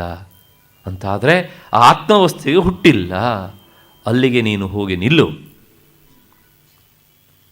ಈ ಪ್ರಾಥಮಿಕ ಹಂತದ ಬ್ರಹ್ಮ ವಿಚಾರ ಉಂಟಲ್ಲ, ಶ್ರವಣ ಮನನ ನಿಧಿಧ್ಯಾಸನ, ಇದೆಲ್ಲವುದು ಸಲ ಹೋಗಿ ಪರ್ಯವಸಾನ ಆಗುವುದಿಲ್ಲಿ ಅಲ್ಲಿವರೆಗೆ. ಇದು ಬ್ರಹ್ಮ ವಿಚಾರ ಅಲ್ವಾ ಅರ್ಜುನ? ಆದ್ದರಿಂದ ಈತ ಬ್ರಹ್ಮ ವಿಚಾರವನ್ನು ಮಾಡಿದ್ದಾನೆ. ಮೂರನೆಯ ಅಂಶವೂ ಉಂಟು ಅವನಿಗೆ. ಅದರ ಜೊತೆಗೆ ಕೊನೆಯದಾಗಿ ಸನ್ಯಾಸ, ಚಿತ್ತಶುದ್ಧಿಗೋಸ್ಕರ ಕರ್ಮವನ್ನು ಮಾಡಿದ, ನೈಮಿತ್ತಿಕ ಕರ್ಮಗಳನ್ನು ಮಾಡಿದ. ಯಾವಾಗ ವೇದಾಂತ ಶ್ರವಣ ಮನನ ನಿಧ್ಯಾಸನೆಗಳಿಗೆ ಆತ ಮುಂದಾದನೋ ಆಗ ಇಷ್ಟು ದಿವಸ ತಾನು ನಂಬಿಕೊಂಡು ಬಂದಂಥ ಕರ್ಮವನ್ನು ಸನ್ಯಾಸ ಮಾಡಿದ್ದಾನೆ, ಬಿಟ್ಟಿದ್ದಾನೆ. ಸನ್ಯಾಸದ ಅಂಶವೂ ಇದೆ ಅವನಿಗೆ. ಸನ್ಯಾಸ ಅಂದ್ರೇನು? ತ್ಯಾಗ ಅಂತ ಅರ್ಥ, ಬಿಡೋದು ಅಂತ ಅರ್ಥ. ದಯವಿಟ್ಟು ಇವತ್ತಿನ ಕೆಲವು ಸನ್ಯಾಸ ನೋಡ್ಕೊಂಡು ಇದಕ್ಕೆ ಅರ್ಥ ಹಾಕ್ಲಿಕ್ಕೆ ಹೋಗಬೇಡಿ. ಸನ್ಯಾಸ ಅನ್ನೋದಕ್ಕೆ ಅರ್ಥ ಪರಿತ್ಯಾಗ, ಸಮ್ಯಕ್ ತ್ಯಾಗ. ಸ್ಟ್ರೈಕಿಗೆ ಹೋಗಿ ಕೂತ್ಕೊಳ್ಳೋರು ಅಥವಾ ಇನ್ಯಾವುದೋ ಪರವಾಗಿ ಮಾತನಾಡೋರು ಇವರೆಲ್ಲರೂ ಸಹ ಈ ಗುಂಪಿಗೆ ಬರೋದಿಲ್ಲ. ದಯವಿಟ್ಟು ಅನ್ಯಥಾ ಭಾವಿಸಬೇಡಿ. ನಾನು ಯಾರನ್ನು ಮನಸ್ಸಲ್ಲಿ ಇಟ್ಕೊಂಡು ಹೇಳ್ತಾ ಇಲ್ಲ. ಯಾವ್ಯಾವುದೋ ಉದ್ದೇಶಕ್ಕೆಲ್ಲ ಕಾವಿ ಬಟ್ಟೆ ಹಾಕಿದರೆ ಸನ್ಯಾಸಿಗಳು ಅಂತ ಕರೆಯುವಂಥದ್ದು ಕೃಷ್ಣನಿಗೆ ಅಭಿಪ್ರೇತವಾದದ್ದಲ್ಲ. ಅವನು ಹೇಳ್ತಾ ಇದ್ದಾನೆ, ಅವನು ಕರ್ಮವನ್ನು ಸಂಪೂರ್ಣ ತ್ಯಾಗ ಮಾಡಿದ್ದಾನೆ. ಕರ್ಮ ತ್ಯಾಗ ಮಾಡಿ ಈ ವೇದಾಂತ ಚಿಂತನೆಗೆ ತೊಡಗಿದ್ದಾನೆ. ತಾವತಾ ಅವನಲ್ಲಿ ಕರ್ಮ ಸನ್ಯಾಸತ್ವ ಅನ್ನೋದು ಇದೆಯೋ ಇಲ್ವಾ? ಇದೆ. ಹಾಗಾಗಿ ಅಲ್ಲಿ ಏನಾಯಿತು? ಶ್ರದ್ಧೆ ಇದೆ, ಮತ್ತು ಸತ್ಯವೂ ಇದೆ, ಬ್ರಹ್ಮ ವಿಚಾರವೂ ಇದೆ, ಮತ್ತೇನುಂಟು ಇನ್ನು ಆ ಸನ್ಯಾಸತ್ವವೂ ಸಹ ಉಂಟು. ಇಷ್ಟೆಲ್ಲ ಇದ್ದ ಮೇಲೆ ಹೇಳು, ಇವಾಗ ಅವನಿಗೆ ದುರ್ಗತಿ ಅಂತ ಹೇಳ್ತೀಯ? ಇಲ್ಲ. ಯಾಕೆ ಅಂದರೆ ಸ್ವತಃ ಶ್ರುತಿಯೇ ಹೇಳುತ್ತೆ ಈ 4ರಲ್ಲಿ ಒಂದಿದ್ರೂ ಸಾಕು ಅಂತ. ಈಗ ಹೇಳ್ತಾ ಇರುವಂಥ ಈ ಕರ್ಮಭ್ರಷ್ಟನಿಗೇನುಂಟು? 4 ಉಂಟು ಅವನಿಗೆ. ಹಾಗಾಗಿ ಕೇವಲ ಲೋಕದ ದೃಷ್ಟಿಯಲ್ಲಿ ಕರ್ಮಭ್ರಷ್ಟ ಅವನು ಅಷ್ಟೇ. ಯಾಕೆಂದರೆ ಅವನಿಗೆ ಹೆಸರಿಗೆ ಬೇರೆ ಶಬ್ದ ಇಲ್ಲ ಅಂತ ಹೇಳ್ತಾ ಇದ್ದೀಯ ನೀನು ಅಷ್ಟೇ ಹೊರತು ಸಹ ಅವನು ನಿಜವಾಗಿ ಯೋಗ ಭ್ರಷ್ಟನಲ್ಲ ಅವನು. ಹಾಗಾಗಿ ಅವನಿಗೆ ದುರ್ಗತಿ ಅನ್ನುವಂಥದ್ದು ಇಲ್ಲವೇ ಇಲ್ಲ. ಆ ಹಿನ್ನೆಲೆಯಲ್ಲಿ ಈ ಒಂದೊಂದೂ ಸಹ ಬ್ರಹ್ಮಲೋಕಕ್ಕೆ ಸಾಧನೆ ಆಗ್ತದೆ ಅಂತ ಆದಮೇಲೆ 4 ಇದೆ ಅಂತ ಆದಮೇಲೆ ಅವನಿಗೆ ಬ್ರಹ್ಮಲೋಕ ಖಂಡಿತವಾಗಿಯೂ ಸಹ ಸಿಕ್ಕೇ ಸಿಗ್ತದೆ, ನಿಯತವಾಗಿ ಸಿಗ್ತದೆ ಅವನಿಗೆ. ಆದ್ದರಿಂದ ಅವನಿಗೆ ವಿನಾಶ ಎನ್ನುವಂಥದ್ದು ಇಲ್ಲವೇ ಇಲ್ಲ. ವಿನಾಶ ಅಂದರೆ ದುರ್ಗತಿ. ದುರ್ಗತಿ ಅಂದರೆ ಈಗಿನ ಜನ್ಮಕ್ಕಿಂತಲೂ ನೀಚವಾದ ಜನ್ಮ. ಕೀಟ, ಪತಂಗ, ದಂದಶೂಕ, ವರಾಹೋವ, ಸೂಕರೋವ ಇತ್ಯಾದಿ ಇತ್ಯಾದಿ ಇತ್ಯಾದಿ. ಇಂತಹ ಈ ಜನ್ಮ ಅವನಿಗೆ ಇಲ್ಲ. ಆ ಹಿನ್ನೆಲೆಯಲ್ಲಿಯೇ ಇಂತಹ ಈ ಸಾಧಕನಾದಂತಹ ಯೋಗಭ್ರಷ್ಟನನ್ನು, ಜ್ಞಾನಿಯನ್ನು ಸ್ವತಃ ಶ್ರುತಿದೇವಿ ಹೇಗೆ ಸ್ತುತಿ ಮಾಡುತ್ತೆ ಗೊತ್ತಾ? ನೀನು ಒಂದನ್ನಿಟ್ಕೊಂಡು ಹೇಳಿದೆ, ಆದರೆ ಅದು ಇಲ್ಲಿಗೆ ಸಂಬಂಧ ಪಡದೇ ಇರುವಂಥ ವಿಚಾರ. ಇಂತಹ ಸಾಧಕ ಹೇಗಿರ್ತಾನೆ ಅಂದರೆ, ಮಹಾನಾರಾಯಣ ಉಪನಿಷತ್ತಿನಲ್ಲಿ ಇಂಥವನನ್ನು ಹೊಗಳೋದಕ್ಕೆ ಅಂತಲೇ ವಿದ್ವದ್ ಯಜ್ಞ, ವಿದುಷೋ ಯಜ್ಞ ಎನ್ನುವಂಥ ಒಂದು ಭಾಗ ಉಂಟು.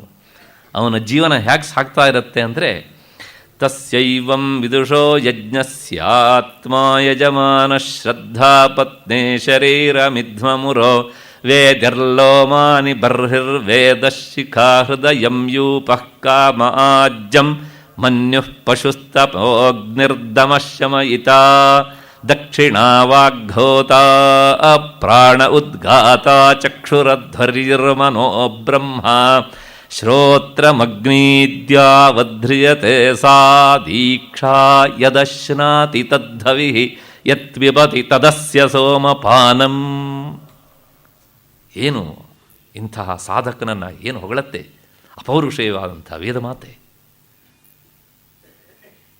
ಪಕ್ಷಪಾತವ ಆಕೆಗೆ? ಛೇ, ಯೋಗಭ್ರಷ್ಟನನ್ನು ಅಷ್ಟು ಹಗುರವಾಗಿ ಕಾಣಬೇಡ ನೀನು.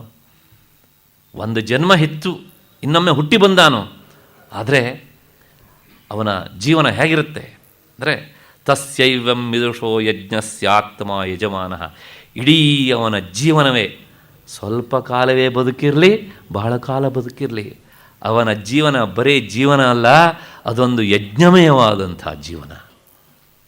ಆತ್ಮಜ್ಞಾನಿಯ ಆ ಜೀವನವನ್ನು ಯಜ್ಞಕ್ಕೆ ಹೋಲಿಸಿ ಶ್ರುತಿ ರೂಪಕದಿಂದ ಹೇಳುತ್ತೆ.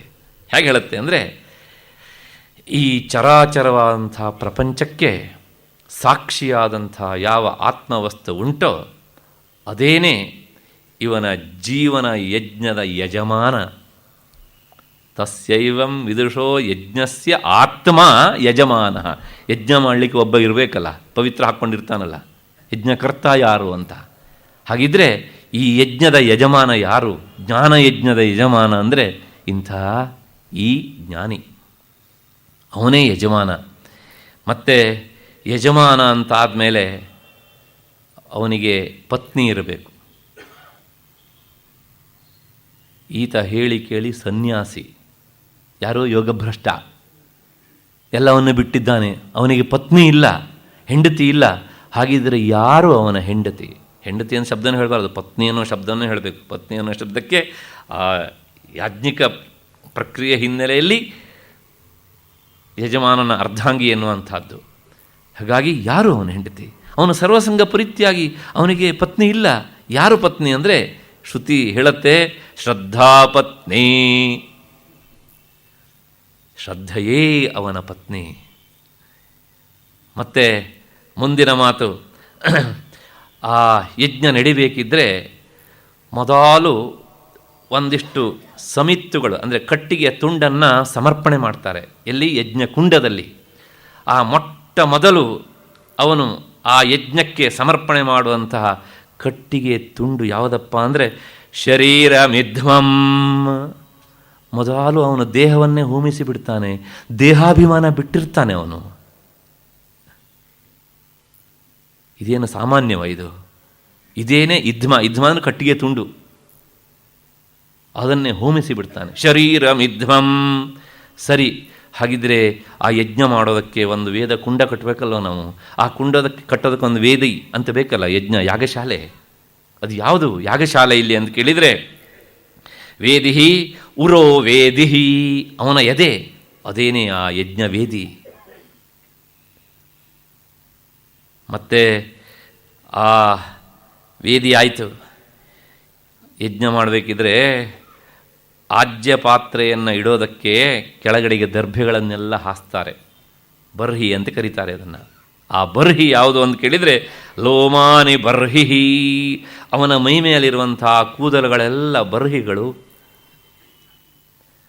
ಆಯಿತು.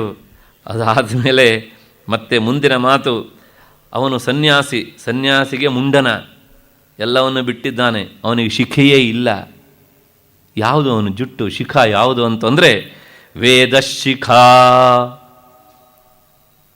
ಹಾಗಿದ್ರೆ ಅದೇನೇ ಶಿಖ, ವೇದವೇ ಅವನ ಶಿಖ, ಅದೇ ಅವನ ಜುಟ್ಟು. ಯಾಕೆಂದರೆ ಯಜ್ಞ ಮಾಡುವವನಿಗೆ ಜುಟ್ಟಿರಬೇಕು, ಅದು ಅದರ ಸಂಕೇತ, ಜ್ಞಾನದ ಸಂಕೇತವೂ ಸಹ ಹೌದೌದು. ಹಾಗಾಗಿ ನೋಡಿ, ನಮ್ಮಲ್ಲಿ ಮಧ್ಯದಲ್ಲಿ ಒಂದು ಸ್ವಲ್ಪ ವಿಷಯ ನಾನು ಆಚೆ ಹೋಗ್ತೇನೆ. ಕೆಲವು ಜನ ಇಷ್ಟನ್ನು ಮಾತ್ರ ತೆಗಿತಾರೆ, ಇಷ್ಟನ್ನು ಹಾಗೆ ಕಟ್ತಾ ಇರ್ತಾರೆ. ಇನ್ನು ಕೆಲವು ಜನ ಹಾಗಲ್ಲ, ಅದು ಕೊನೆಯ ಪಕ್ಷ ಒಂದು ಗೋಪಾದದಷ್ಟು ಇರಬೇಕು ಎನ್ನುವಂಥದ್ದು ಸಾಮಾನ್ಯ ನಿಯಮ. ಇನ್ನು ಕೆಲವು ಜಾಸ್ತಿ ಬೆಳೆಸ್ತಾರೆ. ಯಾಕೆ ಅಂದರೆ ಒಂದು ವೇದವನ್ನು ಅಧ್ಯಯನ ಮಾಡಿದರೆ ಇಷ್ಟು ಕೂದಲನ್ನು ಇಟ್ಕೊಳ್ಬೇಕು, 2 ವೇದವನ್ನು ಅಧ್ಯಯನ ಮಾಡಿದರೆ ಇಷ್ಟು ಕೂದಲನ್ನು ಇಟ್ಕೊಳ್ಬೇಕು, 3 ವೇದವನ್ನು ಅಧ್ಯಯನ ಮಾಡಿದರೆ ಇಷ್ಟಿಟ್ಕೊಂಡಿರಬೇಕು, ಚತುರ್ವೇದಿ ಆದವನಿಗೆ ಇಷ್ಟಿರಬೇಕು ಅಂತ. ಅಂದರೆ ಅದನ್ನು ನೋಡಿದಾಗಲೇ ಇವನು ಎಷ್ಟು ವೇದಗಳನ್ನು ಅಧ್ಯಯನ ಮಾಡಿದ್ದಾನೆ ಅಂತ ಜನರಿಗೆ ತಿಳಿಬೇಕು.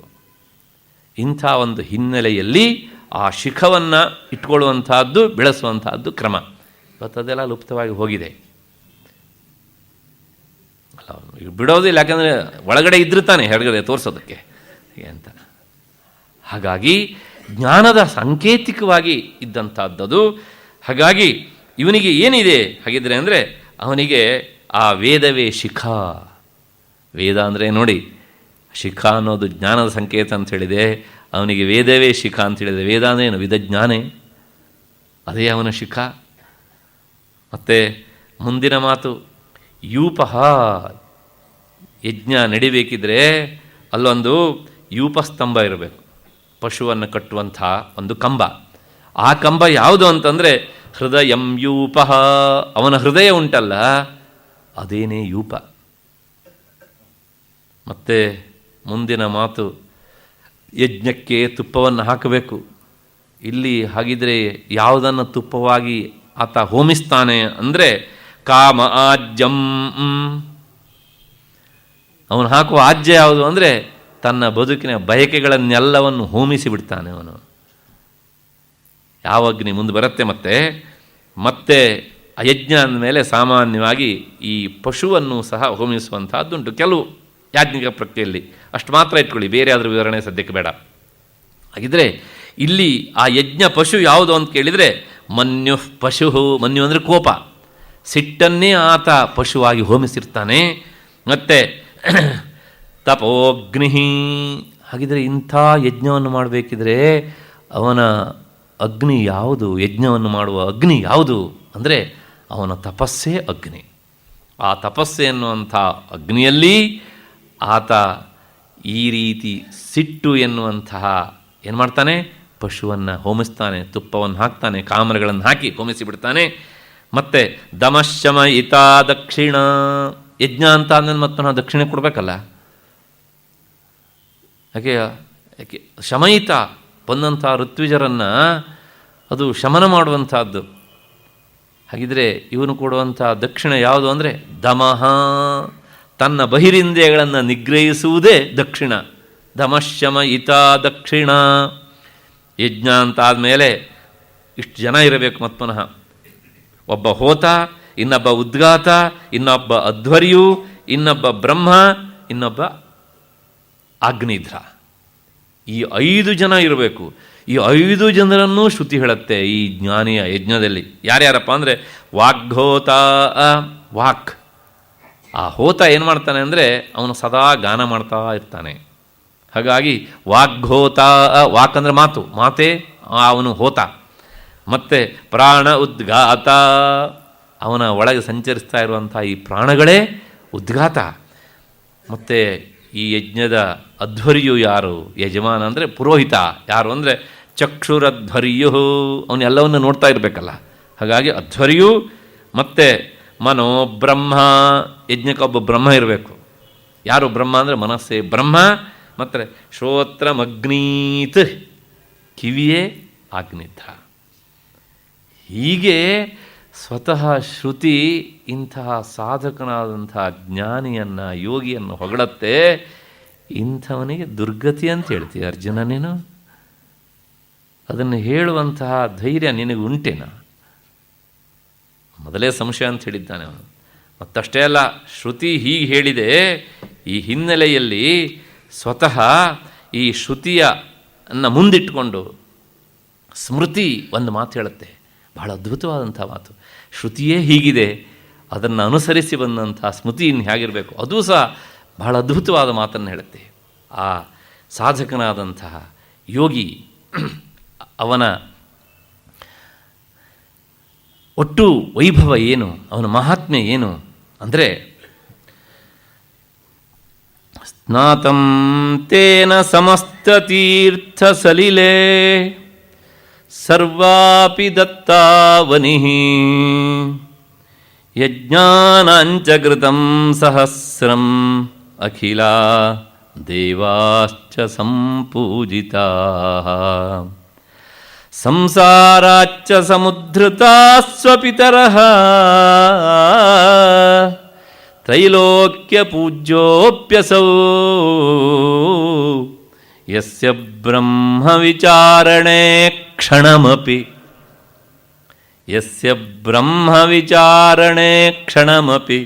ಸ್ಥೈರ್ಯಂ ಮನಃ ಪ್ರಾಪ್ನುಯಾತ್. ಆ ಕೊನೆಯ ಸಾಲನ್ನು ಗಟ್ಟಿಯಾಗಿ ಇಟ್ಕೊಳ್ಳಿ. ಒಂದು ಕ್ಷಣಕಾಲ ಬ್ರಹ್ಮ ವಿಚಾರದಲ್ಲಿ ಮನಸ್ಸು ತೊಡಗಿದರೂ ಸಹ ಏನೆಲ್ಲ ಆಗತ್ತೆ ಅಂದರೆ, ಸ್ನಾತಂ ತೇನ ಸಮಸ್ತ ತೀರ್ಥ ಸಲಿಲೆ. ಅವನಿಗೆ ಬರುವಂಥ ಪುಣ್ಯ ಏನು?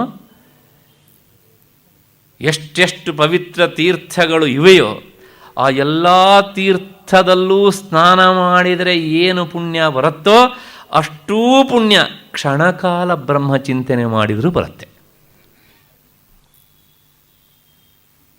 ಬ್ರಹ್ಮಚಿಂತನೆ ಮಾಡೋನು ತೀರ್ಥ ಸ್ನಾನಕ್ಕೆ ಹೋಗಬೇಕಾದದ್ದು ಇಲ್ಲ. ಯಾಕೆಂದರೆ ಹಾಗಿದ್ರೂ ಅವನು ಹೋಗ್ತಾನೆ, ತನ್ನನ್ನು ತಾನು ಪವಿತ್ರನ ಮಾಡ್ಕೊಳ್ಳೋದಕ್ಕಲ್ಲ, ಅದನ್ನು ಪವಿತ್ರಗೊಳಿಸೋದಕ್ಕೆ. ಸ್ನಾತಂ ತೇನ ಸಮಸ್ತ ತೀರ್ಥ ಸಲಿಲೆ, ಇದು ಒಂದಾಯಿತು. ಮತ್ತೆ ಎರಡನೇದು ಅವನ ವಿಶೇಷತೆ ಏನು ಅಂದರೆ, ಸರ್ವಾಪಿ ದತ್ತಾವನಿಃ. ಅವನಿ ಅಂದರೆ ಭೂಮಿ. ಒಂದು ಮೆಟ್ಟು ಭೂಮಿಯನ್ನು ದಾನ ಮಾಡಿದರೆ ಎಷ್ಟೋ ಪುಣ್ಯ, ಇನ್ನು ಇಡೀ ಭೂಮಿಯನ್ನು ದಾನ ಮಾಡಿದರೆ ಎಷ್ಟು ಪುಣ್ಯ ಬರುತ್ತೋ. ಅವನ ಹೆಸರಲ್ಲಿರೋದು, ಯಾರ್ಯಾರ್ದು ಹೆಸರಲ್ಲಿರೋದಲ್ಲ.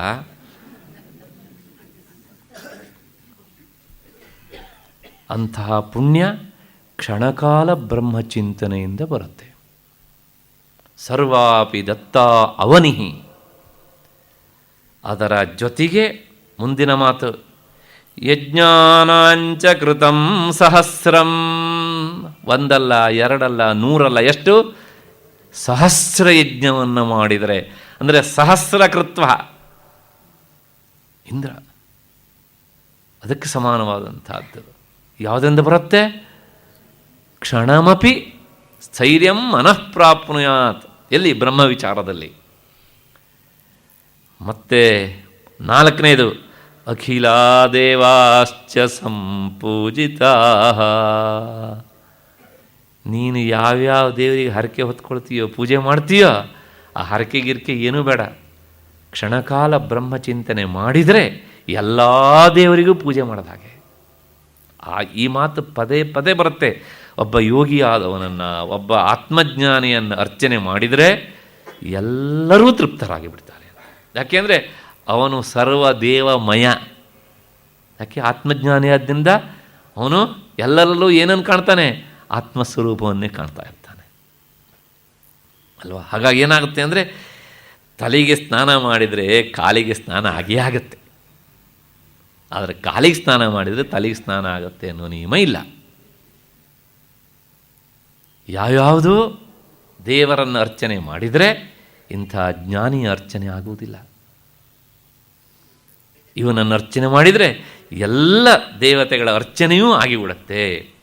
ಮತ್ತಷ್ಟೇ ಅಲ್ಲ, ಮತ್ತು 5ನೇ ಅಂಶ, ಅದೆಲ್ಲ ಸರಿ, ಇವನು ಹುಟ್ಟಿದ್ನಲ್ಲ, ಯಾವ ವಂಶದಲ್ಲಿ ಹುಟ್ಟಿದ್ನೋ ಆ ವಂಶಕ್ಕೆ ಏನೋ ಲಾಭ ಆಗತ್ತಾ ಅಂದರೆ, ಸಂಸಾರಾಚ್ಚ ಸಮುದ್ರತಾ ಸ್ವಪಿತರಃ. ಕ್ಷಣಕಾಲ ಬ್ರಹ್ಮಚಿಂತನೆ ಮಾಡಬೇಕು ಅಂಥೇಳಿ ಸನ್ಯಸ್ತನಾಗಿ ಹೊರಟ್ರೂ ಸಹ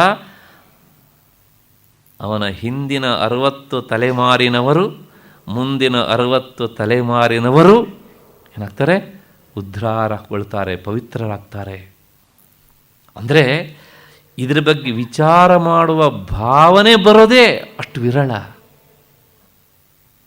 ಅಷ್ಟೇ ಅಲ್ಲ, ಹೇಗೆ ಕೇಳಿದರೆ 6ನೇ ಅಂಶ, ತ್ರೈಲೋಕ್ಯ ಪೂಜ್ಯೋಪಿ ಅಸೌ. ಅವನು 3 ಲೋಕದಿಂದಲೂ ಸಹ, ಸ್ವರ್ಗ, ಮರ್ತ್ಯ, ಪಾತಾಳ, ಎಲ್ಲರೂ ಸಹ, ಇಲ್ಲಿರುವವರು ಎಲ್ಲರೂ ಸಹ ಅವನನ್ನು ಏನು ಮಾಡ್ತಾರೆ? ಬಹಳ ಗೌರವದಿಂದ ಕಾಣ್ತಾರೆ. ಯಾಕೆ ಅಂದರೆ, ಯಸ್ಯ ಬ್ರಹ್ಮ ವಿಚಾರಣೆ ಕ್ಷಣಮಪಿ ಸ್ಥೈರ್ಯಂ ಮನಃ ಪ್ರಾಪ್ನುಯಾತ್. ಒಂದು ಕ್ಷಣಕಾಲ ಇಲ್ಲ, ನಾನು ಬ್ರಹ್ಮಚಿಂತನೆ ಮಾಡಬೇಕು ಅಂಥೇಳಿ ಶಿವೋಹಂ ಶಿವೋಹಂ ಶಿವೋಹಂ ಅಂತ ಏಕಾಗ್ರತೆಯಿಂದ ಹೇಳಿದರೆ ಅದಕ್ಕೆ ಇಷ್ಟೊಂದು ಫಲ ಉಂಟು, ವಿಶೇಷತೆ ಉಂಟು. ತಾತ್ಪರ್ಯ, ಈ ಬುದ್ಧಿ ಬರುವುದು ಇಷ್ಟು ಕಷ್ಟ. ಇನ್ನು ಬುದ್ಧಿ ಬಂದು ಇದರೊಳಗೆ 16 ವರ್ಷ ಮುಂದುವರೆದ ಅಂತಾದರೆ ಅಯತಿ ಸ್ವಲ್ಪ ಪ್ರಯತ್ನವನ್ನೇ ಮಾಡಿದ್ದಿದ್ರೂ ಸಹ ಅವನೇನು ಸಾಮಾನ್ಯದವನವನು. ಆದ್ದರಿಂದ ಖಂಡಿತವಾಗಿಯೂ ಸಹ ಅವನಿಗೆ ದುರ್ಗತಿ ಎನ್ನುವಂಥದ್ದು ಇಲ್ಲವೇ ಇಲ್ಲ ಅರ್ಜುನ. ಹೀಗೆ ಶ್ರುತಿ ಹೇಳಿದಂಥ ಮಾತಿನ ಹಿನ್ನೆಲೆಯಲ್ಲಿ ಸ್ಮೃತಿಯೂ ಸಹ ಅವನಿಗೆ ದುರ್ಗತಿ ಇಲ್ಲ, ಅವನಿಗೆ ಉತ್ತರೋತ್ತರವಾದಂಥ ಗತಿಯೇ ಆಗತ್ತೆ ಎನ್ನುವಂಥ ಮಾತನ್ನು ಸಮರ್ಥನೆ ಮಾಡುತ್ತೆ. ಅದರ ಜೊತೆಗೆ ಇಂತಹ ಬ್ರಹ್ಮಚಿಂತನೆಯನ್ನು ಮಾಡುವಂಥವನಿಗೆ ಸಮಸ್ತ ದಿಕ್ಕುಗಳಿಂದಲೂ ಸಹ ಅವನಿಗೆ ಗೌರವ ಎನ್ನುವಂಥ ಮಾತನ್ನು ಸಹ ಶ್ರುತಿ ಹೇಳುತ್ತೆ. ಯಾಕೆಂದರೆ ಗೌರವ ಸಿಗಲಿ ಅಂತ ಮಾಡಲಿಕ್ಕೆ ಹೋಗೋದಿಲ್ಲ ಅವನು. ನಾನು ಅವತ್ತೇ ಹೇಳಿದ್ದೇನೆ, ಇಂಥ ಸಾಧಕ ಬೇರೆಯವರ ಸಮಾಧಾನಕ್ಕೋಸ್ಕರ ಮಾಡೋದಿಲ್ಲ. ಆದ್ದರಿಂದ ಅವನಿಗೆ ದುರ್ಗತಿ ಎನ್ನುವಂಥದ್ದು ಇಲ್ಲವೇ ಇಲ್ಲ. ಇಷ್ಟಾದ ಮೇಲೆ ಈಗ ಮತ್ತೆ ಕೃಷ್ಣ ಮುಂದುವರೆದು ಹೇಳ್ತಾನೆ, ಈ ಯೋಗಭ್ರಷ್ಟರಲ್ಲಿ 2 ತರಹದವರು ಇರ್ತಾರೆ ಅರ್ಜುನ. ಒಬ್ಬ ಸಕಾಮ ಯೋಗಭ್ರಷ್ಟ, ಇನ್ನೊಬ್ಬ ನಿಷ್ಕಾಮ ಯೋಗಭ್ರಷ್ಟ. ಆದ್ದರಿಂದ ಈ ಸಕಾಮ ಯೋಗಭ್ರಷ್ಟನ ವಿಷಯವನ್ನು ಮೊದಲು ನಿನಗೆ ಹೇಳ್ತೇನೆ, ಅದಾದ ಮೇಲೆ ನಿಷ್ಕಾಮ ಯೋಗಭ್ರಷ್ಟನ ವಿಷಯವನ್ನು ತಿಳಿಸಿಕೊಡ್ತೇನೆ ಅಂಥೇಳಿ ಈ 41ನೇ ಶ್ಲೋಕದಲ್ಲಿ ಆ ಸಕಾಮ ಯೋಗಭ್ರಷ್ಟನ ವಿಚಾರವನ್ನು ತಿಳಿಸಿಕೊಡ್ತಾನೆ. ಏನು ಅಂದರೆ, ಪ್ರಾಪ್ಯ ಪುಣ್ಯಕೃತಾಂ ಲೋಕಾನ್ ಉಷಿತ್ವಾ ಶಾಶ್ವತೀ ಸಮಾಹ ಶುಚೀನಾಂ ಶ್ರೀಮತಾಂ ಗೇಹೇ ಯೋಗಭ್ರಷ್ಟೋಭಿಜಾಯತೆ. ಅರ್ಜುನ, ಈ ಯೋಗಭ್ರಷ್ಟನಾದವನು ಪುಣ್ಯವಂತರಿಗೆ ಅರ್ಹವಾದಂಥ ಲೋಕಗಳನ್ನು ಪಡೆದು ಅಲ್ಲಿ ಬಹಳ ವರ್ಷಗಳ ಕಾಲ ಇದ್ದು ತನ್ನ ಭೋಗ ಕ್ಷಯ ಆದ ಮೇಲೆ ಸಚ್ಛೀಲರಾದಂಥ, ಅಂದರೆ ಉತ್ತಮ ಚಾರಿತ್ರ್ಯವುಳ್ಳಂತಹ ಶ್ರೀಮಂತರ ಮನೆಯಲ್ಲಿ ಆತ ಹುಟ್ಟುತ್ತಾನೆ. ಶುಚೀನಾಂ ಶ್ರೀಮತಾಂ ಗೇಹೇ ಯೋಗಭ್ರಷ್ಟ ಅಭಿಜಾಯತೆ. ಇದು ಕೃಷ್ಣ ಹೇಳಿದ ಮಾತು. ಇದು ದುರ್ಗತಿಯಾ? ಯಾಕೆ ಅಂದರೆ, ಆ ಯೋಗಭ್ರಷ್ಟರ ಮೊದಲನೆಯ ಗುಂಪಿನವನು ಸಕಾಮ ಯೋಗಭ್ರಷ್ಟ. ಹಾಗಿದ್ರೆ ಸಕಾಮ ಯೋಗಭ್ರಷ್ಟ ಅಂದರೆ ಏನು?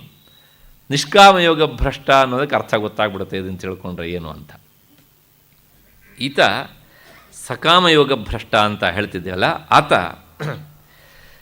ಅಧ್ಯಾತ್ಮ ಸಾಧನೆಗೆ ಮೊದಲು ಕರ್ಮವನ್ನು ಮಾಡಿದ್ದಾನೆ, ಉತ್ತಮವಾದಂಥ ಕರ್ಮಗಳನ್ನು ಮಾಡಿದ್ದಾನೆ. ಕೊನೆಗೆ ಅವನಿಗೆ ಒಂದು ನಿಶ್ಚಯ ಜ್ಞಾನ ಬಂದಿದೆ.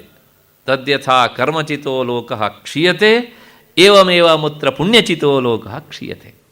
ಅಂದರೆ ನಾವು ಈ ಕರ್ಮದಿಂದ ಏನೇನು ಪಡೆದಿದ್ದರೂ ಸಹ ಅದೆಲ್ಲವುದೂ ಸಹ ನಾಶ ಆಗಿಬಿಡುತ್ತೆ. ಕರ್ಮದಿಂದ ಏನು ಸಿಗತ್ತೋ ಅದು ಕರ್ಮಜನ್ಯವಾದದ್ದು, ಅದು ಅನಿತ್ಯ. ಹಾಗಾಗಿ ಈ ಕರ್ಮದಿಂದ ಸಿಗುವಂತಹ ಫಲ ಭೂಲೋಕದಲ್ಲಿ ಬಹಳ ಬೇಗ ಖರ್ಚಾಗ್ತದೆ, ಸ್ವರ್ಗಕ್ಕೂ ಹೋದರೆ ಹೆಚ್ಚು ಕಾಲ ಇರ್ತದೆ ಅಲ್ವಾ. ಅದಕ್ಕೋಸ್ಕರ ಬಹಳ ಕಾಲ ಅನುಭವಿಸಿ ಮತ್ತು ಪುನಃ ತೇತಂ ಲೋಕಂ ಪುಣ್ಯ ಆವಿಶಂತಿ ಅಂತ ಶ್ರುತಿ ಹೇಳುತ್ತೆ. ಮತ್ತು ಪುನಃ ವಾಪಸ್ ಬಂದೇ ಬರ್ತಾರೆ ಹೇಗೆ ಅಂತ, ಇದು ನಿಯಮ. ಹಾಗಾಗಿ ಅವನಿಗೆ ಈ ಹಂತದಲ್ಲಿ ವೈರಾಗ್ಯ ಬಂದುಬಿಡ್ತು. ನನಗೆ ಈ ಕರ್ಮದಿಂದ ಸಿಗುವಂತಹ ಲೋಕಗಳು ಬೇಡ, ಹಾಗಾಗಿ ನಾನಿವಾಗ ಏನು ಮಾಡ್ತೇನೆ, ಆತ್ಮಚಿಂತನೆಗೆ ತೊಡಗ್ತೇನೆ ಅಂಥೇಳಿ ತೊಡಗಿದ. ಹಾಗೆ ತೊಡಗೋದಕ್ಕೂ ಅವನ ಪ್ರಾರಬ್ಧ ಕರ್ಮವೇ ಕಾರಣ. ಆ ಪ್ರಾರಬ್ಧ ಕರ್ಮದಲ್ಲಿ ಮೊದಲು ಕರ್ಮವನ್ನು ಮಾಡುವ ಹಾಗೆ ಅವನನ್ನು ತೊಡಗಿಸುವಂಥ ಒಂದು ಪ್ರೇರಣಾ ಶಕ್ತಿ ಇದೆ. ಮತ್ತು ಅದೇ ಕರ್ಮದ ಇನ್ನೊಂದು ಮುಖ ಅವನನ್ನು ಅಧ್ಯಾತ್ಮ ಕಡೆಗೂ ಸಹ ಹೊರಳಿಸಿದೆ. ಒಂದೇ ಪ್ರಾರಬ್ಧ ಕರ್ಮದಲ್ಲಿ ಎಷ್ಟೋ ಅಂಶಗಳು ಸೇರಿಕೊಂಡಿರ್ತೇವೆ, ಅದನ್ನು ನಾವು ಮರಿಬಾರದು. ಹೀಗೆ ಆತ ಆತ್ಮಚಿಂತನೆಯತ್ತ ಮುಖ ಮಾಡಿದ್ದಾನೆ. ಆದರೆ ಸಾಧನೆ ಸ್ವಲ್ಪ ಆಗಿದೆ. ಮೊದಲು ಮಾಡಿದಂತಹ ಕರ್ಮದ ಸಾಧನೆಯ ಅಂಶ ಬಲವಾಗಿದೆ, ಈಗ ಮಾಡಿದಂತಹ ಆತ್ಮಚಿಂತನೆಯ ಅಂಶ ಕಡಿಮೆ ಇದೆ. ಇಂತಹ ಸಾಧಕನಿಗೆ ಏನಾಗುತ್ತೆ ಅಂದರೆ, ಅವನ ಮರಣಕಾಲದಲ್ಲಿ ತಾನು ಹಿಂದೆ ಅನುಭವಿಸಿದಂತಹ ಭೋಗಗಳ ಒಂದು ನೆನಪು ಬಂದುಬಿಡುತ್ತೆ. ಅನುಭವಿಸಿದ್ನಲ್ಲ ಕರ್ಮ ಮಾಡಬೇಕಿದ್ರೆ, ಅದು ನೆನಪಿಗೆ ಬಂದಾಗ ಏನಾಗುತ್ತೆ ಅಂದರೆ, ಗೀತಾಚಾರ್ಯನ ಹೇಳಿದ್ದಾನೆ, ಎಂ ಎಂ ವಾಪಿ ಸ್ಮರನ್ ಭಾವಂ ತ್ಯಜತ್ಯಂತೆ ಕಲೇವರಂ ಅಂತ. ಹಾಗಾಗಿ ಈ ಅಶ್ವಮೇಧಾದಿ ಯಾಗಗಳನ್ನೆಲ್ಲ ಮಾಡುವಂತಹ ಈ ಮಹಾಕರ್ಮಿಗಳಿದ್ದಾರಲ್ಲ, ಅವರೆಲ್ಲರೂ ಹೋಗಿ ಸೇರುವಂತಹ ಆ ಕರ್ಮದಿಂದ ಲಭ್ಯವಾದಂಥ ಪುಣ್ಯಲೋಕ, ಅದನ್ನು ಹೋಗಿ ಸೇರಿಬಿಡ್ತಾನೆ ಆತ. ಏನು ಸಾಮಾನ್ಯ ಅಲ್ಲ ಇದು. ಅವನನ್ನು ಸಹ 8ನೇ ಅಧ್ಯಾಯ ಯೋಗಿ ಅಂತ ಕರೆದಿದೆ. ವಾಸ್ತವಿಕವಾಗಿ ಅವನು ಕರ್ಮಿ, ಆದರೂ ಸಹ ಅವನನ್ನು ಯೋಗಿ ಅಂತ ಗೀತಾಚಾರ್ಯ ಕರೆದಿದ್ದಾನೆ ಅಲ್ಲಿ. ಆ ವಿಷಯ ನಾವು ಅಲ್ಲಿ ನೋಡ್ತೇವೆ. ಹೀಗೆ ಅಲ್ಲಿ ಹೋಗ್ತಾನೆ. ಅಲ್ಲಿ ಹೋಗಿ ಆತ ಅದು ಹೇಗೆ ಹೋಗ್ತಾನೆ ಏನು ಎತ್ತ ಅಂತಲ್ಲ, ಮತ್ತೆ ಪುನಃ ಅಲ್ಲಿ ನೋಡೋಣ. ಆ ಪಿತೃ ಲೋಕದ ಯಾನದ ಮೂಲಕ ಆತ ಆ ಕರ್ಮಿಗಳು ಹೋಗಿ ಸೇರುವಂಥ ಲೋಕವನ್ನು ಸೇರ್ತಾನೆ. ಅಲ್ಲಿ ಬಹಳ ಕಾಲ ಇರ್ತಾನೆ. ಆ ಮಾತನ್ನು ಗೀತಾಚಾರ್ಯರು ಹೇಳ್ತಾನೆ, ಉಷಿತ್ವಾ ಶಾಶ್ವತೀ ಸಮಾಹ. ಬಹಳಷ್ಟು ಕಾಲ ಅಲ್ಲಿ ವಾಸ ಮಾಡ್ತಾನೆ.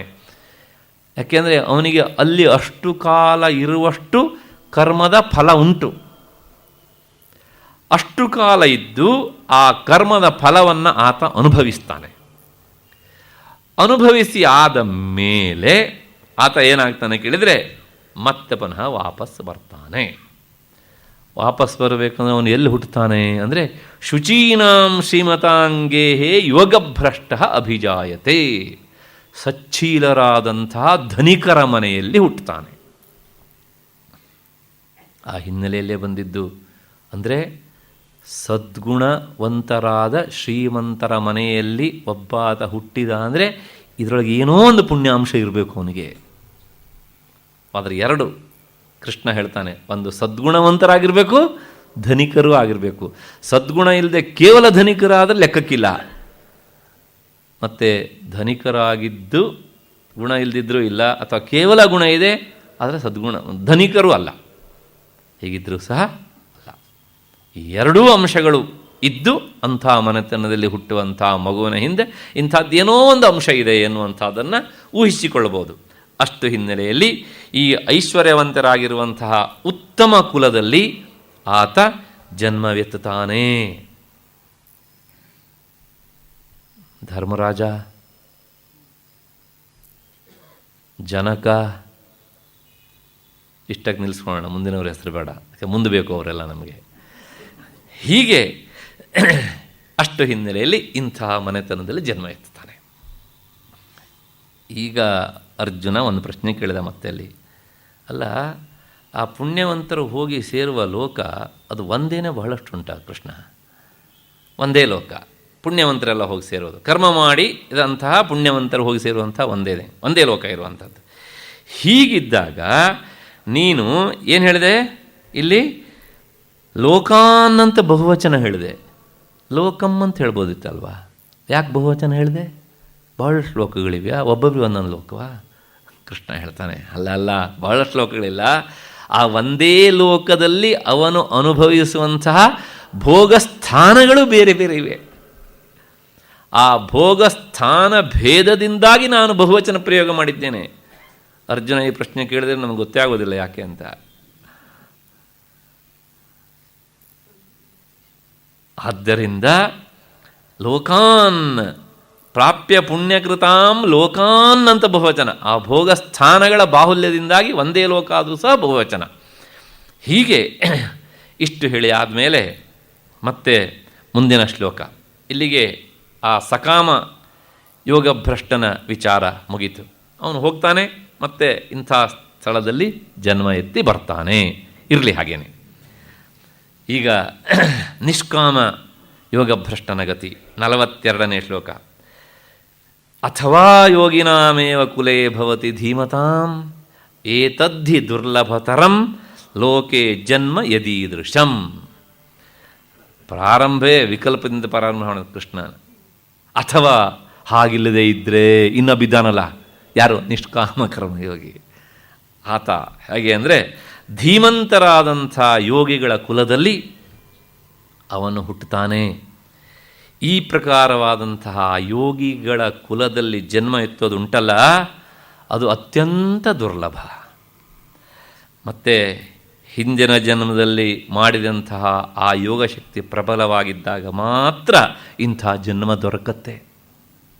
ಅವನು ಶ್ರೀಮಂತರ ಮನೆಯಲ್ಲಿ ಹುಟ್ಟೋದಿಲ್ಲ, ಸದ್ಗುಣವಂತರಾದ್ರ ಮನೆಯಲ್ಲೂ ಹುಟ್ಟೋದಿಲ್ಲ. ಅವನು ಹುಟ್ಟೋದಿಲ್ಲಿ ಇಂತಹ ಯೋಗಿನಾಮೇವ ಕುಲೆ. ಅವರೆಂಥವರು? ಧೀಮತಾಂ, ಧೀಮಂತರಾದಂಥ ಯೋಗಿಗಳ ಕುಲದಲ್ಲಿ. ಮಧುಸೂದನ ಸರಸ್ವತಿಗಳು ಇದಕ್ಕೆ ಬೇರೆ ರೀತಿಯ ಅರ್ಥವನ್ನು ಮಾಡಿದ್ದಾರೆ. ಅವನು ಎಲ್ಲಿ ಹುಟ್ಟುತ್ತಾನೆ ಕೇಳಿದರೆ, ಒಬ್ಬ ಸದ್ಗುಣವಂತನಾದಂಥ ದರಿದ್ರ ಬ್ರಾಹ್ಮಣನ ಮನೆಯಲ್ಲಿ ಹುಟ್ಟುತ್ತಾನೆ ಅಂತ ಬರೀತಾರೆ ಅವರು. ಅದಕ್ಕೆ ಪೋಷಕವಾಗಿ ಬಹಳಷ್ಟು ಅಂಶಗಳನ್ನು ಕೊಡ್ತಾರೆ ವ್ಯಾಖ್ಯಾನದಲ್ಲಿ ಅವರು. ಈ ಮಾತನ್ನು ಅಲ್ಲಗಳೆಯೋದಿಲ್ಲ, ಈ ಮಾತಿಗೂ ಅದೇ ಅರ್ಥ ಅನ್ನುವಂಥದ್ದು. ಆ ಯೋಗಿ ಅನ್ನುವಂಥ ಶಬ್ದಕ್ಕೆ ಅವರು ಅಲ್ಲಿವರೆಗೆ ಅರ್ಥವನ್ನು ನಯನ ಮಾಡ್ತಾರೆ. ಹೀಗೆ ಈ ನಿಷ್ಕಾಮ ಕರ್ಮಯೋಗಿ ಇದ್ದಾನಲ್ಲ, ಅವನು ತನ್ನ ಶ್ರದ್ಧೆ ಮತ್ತು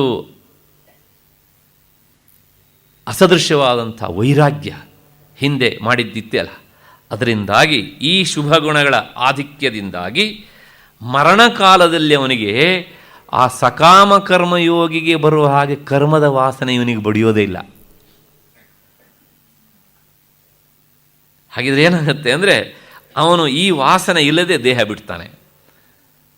ದೇಹ ಬಿಡ್ತಾನೆ ಅಂದರೆ ಅವನಿಗಿನ್ನೂ ಆ ಜ್ಞಾನ ಸಾಧನೆಯ ಯಾವುದೋ ಒಂದು ಅಂಶ ಮಾತ್ರ ಬಾಕಿ ಇದೆ. ಹಾಗಾಗಿ ಆತ ಏನು ಮಾಡ್ತಾನೆ ಅಂದರೆ, ಮತ್ತು ಯಾವ ಲೋಕಕ್ಕೂ ಹೋಗೋದಿಲ್ಲ, ತಕ್ಷಣವೇ ಇಂಥವನು ಏನು ಮಾಡ್ತಾನೆ ಅಂದರೆ ಯೋಗಿನಾಮೇವ ಕುಲೇ ಭವತಿ, ತಕ್ಷಣ ಇನ್ನೊಂದು ಜನ್ಮವೆತ್ತಿ ಸವಿಸ್ಬೇಕು ಅವನು. ಅದಕ್ಕೋಸ್ಕರ ಆ ಯೋಗಿಗಳ ಕುಲದಲ್ಲಿ ಅಂದರೆ ಆತ ಜನ್ಮ ಎತ್ತಿ ಬಿಡ್ತಾನೆ. ಆ ದೇಹ ಬಿಟ್ಟು ಯೋಗಭ್ರಷ್ಟರು ಪುಣ್ಯವಂತರು ಸೇರುವಂಥ ಲೋಕಕ್ಕೆ ಆತ ಹೋಗದೆ ನೇರವಾಗಿ ಏನಾಗ್ತಾನೆ ಅಂದರೆ ಬ್ರಹ್ಮವಿದ್ಯಾ ಸಂಪನ್ನರಾದಂಥ ಯೋಗಿಗಳ ಕುಲದಲ್ಲಿ ಅಥವಾ ದರಿದ್ರ ವಿಪ್ರನ ಮನೆಯಲ್ಲಿ ಆತ ಜನ್ಮ ಎತ್ತುತ್ತಾನೆ. ಇದಕ್ಕೆ ಮಧುಸೂದನಸ್ತ್ರಗಳು ಈ ಮಾತು ಹೇಳೋದಕ್ಕೆ ಕಾರಣ ಉಂಟು, ನಾಳೆ ದಿವಸ ಅದನ್ನು ಹೇಳ್ತೇನೆ. ಜನ್ಮ ತಾಳ್ತಾನೆ. ಜನ್ಮ ತಾಳಿ ಆದಮೇಲೆ ಹೀಗೆ ಅವನು ಜನ್ಮ ಎತ್ತುತ್ತಾನಲ್ಲ, ಇಂಥ ಜನ್ಮ ಎತ್ತೋದು ಬಹಳ ವಿರಳ, ಅತ್ಯಂತ ದುರ್ಲಭ, ಬಹಳ ಕಷ್ಟ. ಅಂದರೆ ಹಾಗೆ ಆ ಯೋಗಿಯ ಕುಲದಲ್ಲಿ, ಧೀಮಂತನಾದಂಥ ಯೋಗಿಯ ಕುಲದಲ್ಲಿ ಅಥವಾ ದರಿದ್ರ ಬ್ರಾಹ್ಮಣನ ಮನೆತನದಲ್ಲಿ ಜನ್ಮ ಎತ್ತುವುದು ಮತ್ತು ಪುನಃ ವಿರಕ್ತನಾಗಿ ಬರುವಂಥದ್ದು ಉಂಟಲ್ಲ, ಇದು ಅತ್ಯಂತ ದುರ್ಲಭ. ಹಾಗೆ ಹೇಳೋದ್ರಿಂದ ಇದು ಅತ್ಯಂತ ಉತ್ತಮ ಎನ್ನುವಂಥ ಮಾತನ್ನು ಹೇಳ್ತಾರೆ. ಹಾಗಿದ್ರೆ ಯಾಕೆ ಇದು ದುರ್ಲಭ? ಅಲ್ಲಿ ಶ್ರೀಮಂತರ ಮನೆಯಲ್ಲಿ, ಸದ್ಗುಣವಂತರ ಮನೆಯಲ್ಲಿ ಹುಟ್ಟೋದು ಒಳ್ಳೆಯದಲ್ವಾ? ಇಲ್ಲಿ ಈ ಕಡು ಬಡವನ ಮನೆಯಲ್ಲಿ ಮಧ್ಯಾಹ್ನಕ್ಕೆ ತತ್ವಾರ ಏನೂ ಇಲ್ಲ ಅವನಿಗೆ, ಅಂಥವರ ಮನೆಯಲ್ಲಿ ಹುಟ್ಟುತ್ತಾನೆ. ಯಾಕೆ ಹುಟ್ಟುತ್ತಾನೆ? ಕೃಷ್ಣ ಸ್ಮೃತಿಯ ಹಿನ್ನೆಲೆಯಲ್ಲಿ, ಶ್ರುತಿಯ ಹಿನ್ನೆಲೆಯಲ್ಲಿ ಅದಕ್ಕೆ ಉತ್ತರ ಹೇಳ್ತಾನೆ. ಯಾಕೆ ಅಂದರೆ ಈ ನಿಷ್ಕಾಮ ಯೋಗ ಭ್ರಷ್ಟನಿಗೆ ಯಾಕಿಷ್ಟೆಲ್ಲ ಉತ್ತಮವಾದಂಥ ಅವನ ಜನ್ಮ ಇಂಥಲ್ಲಿ ಹುಟ್ಟುತ್ತಾನಲ್ಲ, ಅದು ದುರ್ಲಭ ಅಂತ ಯಾಕೆ ಹೇಳಬೇಕು ಅಂದರೆ ಕೃಷ್ಣ ಹೇಳ್ತಾನೆ, ಆ ಸಕಾಮ ಯೋಗ ಭ್ರಷ್ಟ ಅಲ್ಲಿ ಜನ್ಮ ಎತ್ತಾನಲ್ಲ, ಅವನಿಗೆ ಮತ್ತೆ ಪುನಃ ಅಧ್ಯಾತ್ಮ ಸಾಧನೆ ಮಾಡೋದಕ್ಕೆ ಸಾಕಷ್ಟು ತೊಡಕುಗಳು ಉಂಟಾಗ್ತವೆ ಅಲ್ಲಿ. ಯಾಕೆ ಅಂದರೆ ಆ ಶ್ರೀಮಂತಿಕೆ, ಮನೆತನ ಎಲ್ಲ ಕೆಲಸ ಮಾಡುತ್ತೆ. ಒಂದು ಕ್ಷಣಕಾಲ ವಿಚಾರ ಮಾಡಿ, ಬುದ್ಧನ ಜೀವನ ನೋಡಿ. ಅವನಪ್ಪ ಏನು ಮಾಡ್ದ? ಶುದ್ಧೋಧನ ಇದನ್ನು ಕೇಳಿ ಹೋಗಲೇಬಾರ್ದು ಅಂತೇಳಿ ಕೂಡಿಟ್ಬಿಟ್ಟ ಅವನನ್ನು. ಆದರೆ ಅವನ ಆ ಅಧ್ಯಾತ್ಮ ಸಾಧನೆಯ ಸಂಸ್ಕಾರ ಬಲವಾಗಿತ್ತು. ಹೊರಟ ಇವನು ಈಚೆ ಬರೋದನ್ನೇ ಕಾಯ್ತಾ ಇದ್ದು ಶುದ್ಧಾದಿವಾದ ದಿವಸಗಳು. ತಕ್ಷಣ ಎಳೆದು ಹಾಕಿಬಿಟ್ರು ಅವನನ್ನು. ಆದರೆ ಅಲ್ಲಿವರೆಗೆ ಅವನಿಗಾದಂಥ ಅಡ್ಡಿಯನ್ನು ಸಾಮಾನ್ಯವ. ಆವತ್ತು ಅವನು ಹೋಗಬೇಕಿದ್ರೆ ಅವನೊಂದು ಮಗುವಿನ ತಂದೆ, ಅವನ ಅಪ್ಪ ಈ ಕೆಲಸ ಮಾಡ್ತಿದ್ದು ಯಾವತ್ತೋ ಹೋಗ್ತಿದ್ದ ಅವನು ಅಲ್ವಾ? ಅಲ್ಲಿಗೆ ಈ ಶ್ರೀಮಂತಿಕೆ ಇದೇನು ಮಾಡುತ್ತೆ? ಅಡ್ಡಿಯನ್ನು ಮಾಡುತ್ತೆ. ಅದನ್ನು ಮಧುಸೂದನ ನೇರವಾಗಿ ಹೇಳ್ತಾರೆ, ಈ ಯೋಗಿಗಳ ಕುಲದಲ್ಲಿ ದರಿದ್ರ ಮನೆತನದಲ್ಲಿ ಹುಟ್ಟುವಂತಹ ನಿಷ್ಕಾಮ ಯೋಗಿಗೆ ಇಂಥ ತೊಂದರೆ ಇಲ್ಲ. ಅಲ್ಲಿ ಆಗುವ ತೊಂದರೆ ಏನು, ಇಲ್ಲಿ ಇಲ್ಲದೆ ಇರುವಂತಹ ತೊಂದರೆ ಏನು? ಹಾಗಿದ್ರೆ ಅಂದರೆ ಮನೋಹರಾಣಾಂ ಭೋಜ್ಯಾನಾಂ, ಅಲ್ಲಿ ಅವನಿಗೆ ಏನು ಸಿಗ್ತದೆ? ಮನೋಹರವಾದಂಥ ರುಚಿಕರವಾದಂತಹ ಊಟ, ತಿಂಡಿ, ತಿನಿಸು, ಇದೆಲ್ಲ ಸಿಕ್ಕಾಗ ಮನುಷ್ಯನಿಗೆ ವೈರಾಗ್ಯ ಬರ್ತದೆಯಾ? ಬರೋದಿಲ್ಲ. ವೈರಾಗ್ಯ ಬಂದವರಿಗೆ ಇಂಥದ್ದನ್ನು ತಿನ್ನಿಸಿದರೂ ಸಹ ವೈರಾಗ್ಯ ಸಡಿಲಾಗಿ ಬಿಡ್ತದೆ. ಆ ಮನೋಹರಾಣಾಂ ಭೋಜ್ಯಾನಂ ಅನ್ನುವಂಥ ಒಂದು ಶಬ್ದದಿಂದ, ಅದಕ್ಕೋಸ್ಕರ ಅಧ್ಯಾತ್ಮ ದಾರಿಯಲ್ಲಿ ಸಾಗುವವರು ಮನಸ್ಸು ವಿಕ್ಷಿಪ್ತ ಆಗುವಂತಹ ಆಹಾರಗಳನ್ನು ತೆಗೆದುಕೊಳ್ಳಬಾರದು. ಇದನ್ನು ಶಾಸ್ತ್ರ ಹೇಳುತ್ತೆ. ಕೆಲವು ಆಗಿವೆ, ಪಲಾಂಡು, ಲಶುನ ಇತ್ಯಾದಿ ಇತ್ಯಾದಿ ಎಲ್ಲ ಅಂತ. ಎಲ್ಲರಿಗೂ ಅಲ್ಲ, ಆ ದಾರಿಯಲ್ಲಿ ಹೋಗುವಂಥವರಿಗೆ. ಅಂತಹ ತೊಡಕು ಅವನಿಗೆ ಇಲ್ಲಿಲ್ಲ. ಯಾರಿಗೆ? ನಿಷ್ಕಾಮ ಯೋಗಭ್ರಷ್ಟನಿಗಿಲ್ಲ. ಮತ್ತು ಎರಡನೇದು ಯುವತೀನಾಂಚ ವಾಸಸಂ. ನಾನು ಇದನ್ನು ವಿವರಣೆ ಮಾಡುವ ಅವಶ್ಯಕತೆ ಇಲ್ಲ, ಸ್ಪಷ್ಟ ಆಗಿದೆ. ಮತ್ತು ಮೂರನೇದು ವಿತ್ತಸ್ಯಾಪಿತ ಸಾನ್ನಿಧ್ಯಾತ್. 20 ಬೇಕು ಅಂತ ಹೇಳಿದ್ರೆ 100 ರೂಪಾಯಿ ಕೊಡ್ತಾನೆ ಅಪ್ಪ ಅಲ್ಲಿ. ಇನ್ನು 80 ರೂಪಾಯಿ ಯಾಕೆ ಖರ್ಚು ಮಾಡಲಿ ಅಂತ ವಿಚಾರ ಮಾಡ್ತಾನೆ ಅಲ್ವಾ? ಆವಾಗ ಅದ್ರ ಹಿಂದೆ ಹೋಗ್ತಾ ಇರುತ್ತೆ ಮನಸ್ಸು. ಅದರಿಂದ ಏನಾಗುತ್ತೆ? ಅವನಿಗೆ ವೈರಾಗ್ಯ ಬರುವುದಕ್ಕಿಂತ ಅದು ಬರದೇ ಇರುವುದಕ್ಕೇನು ಬೇಕು ಎಲ್ಲ ವಾತಾವರಣದಲ್ಲಿ ಸಿಗುತ್ತೆ. ಬಂದ್ರೂ ಸಹ ಹೋಗೋದಕ್ಕೆ ಬಿಡೋದಿಲ್ಲ. ಮತ್ತಷ್ಟೇ ಅಲ್ಲ, ಇಂಥ ಸಿಕ್ಕಿದರೆ ಚಲೇ ಚಿತ್ತಂ ಸತಾಮಪಿ. ಯಾಕೆಂದರೆ ಈ ಮನಸ್ಸನ್ನು ವಿಕ್ಷಿಪ್ತಗೊಳಿಸುವಂಥ ಎಲ್ಲ ವಾತಾವರಣ ಇದ್ದಾಗ ಸಜ್ಜನರ ಮನಸ್ಸು ಸಹ ಏನಾಗುತ್ತೆ? ಎಂಥ ವಿರಕ್ತನ ಮನಸ್ಸು ಸಹ ಅದು ಚಲನ ಆಗುತ್ತೆ. ಅಂದರೆ ಇಟ್ ಗೆಟ್ಸ್ ಟೆಂಪ್ಟೇಷನ್.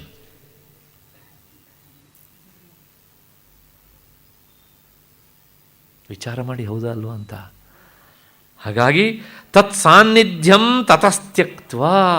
ಆದ್ದರಿಂದ ಈ ಎಲ್ಲ ವಸ್ತುಗಳು, ಈ ಅವಕಾಶಗಳು, ಈ ಸನ್ನಿವೇಶಗಳು ಎಲ್ಲೆಲ್ಲಿವೆಯೋ ಅದನ್ನೆಲ್ಲ ಬಿಟ್ಟು ಮುಮುಕ್ಷು ದೂರತಃ ವಸೇತ್. ಮುಮುಕ್ಷುವಾದವನು ದೂರಕ್ಕೆ ಹೋಗಿಬಿಡಬೇಕು ಅಂತ.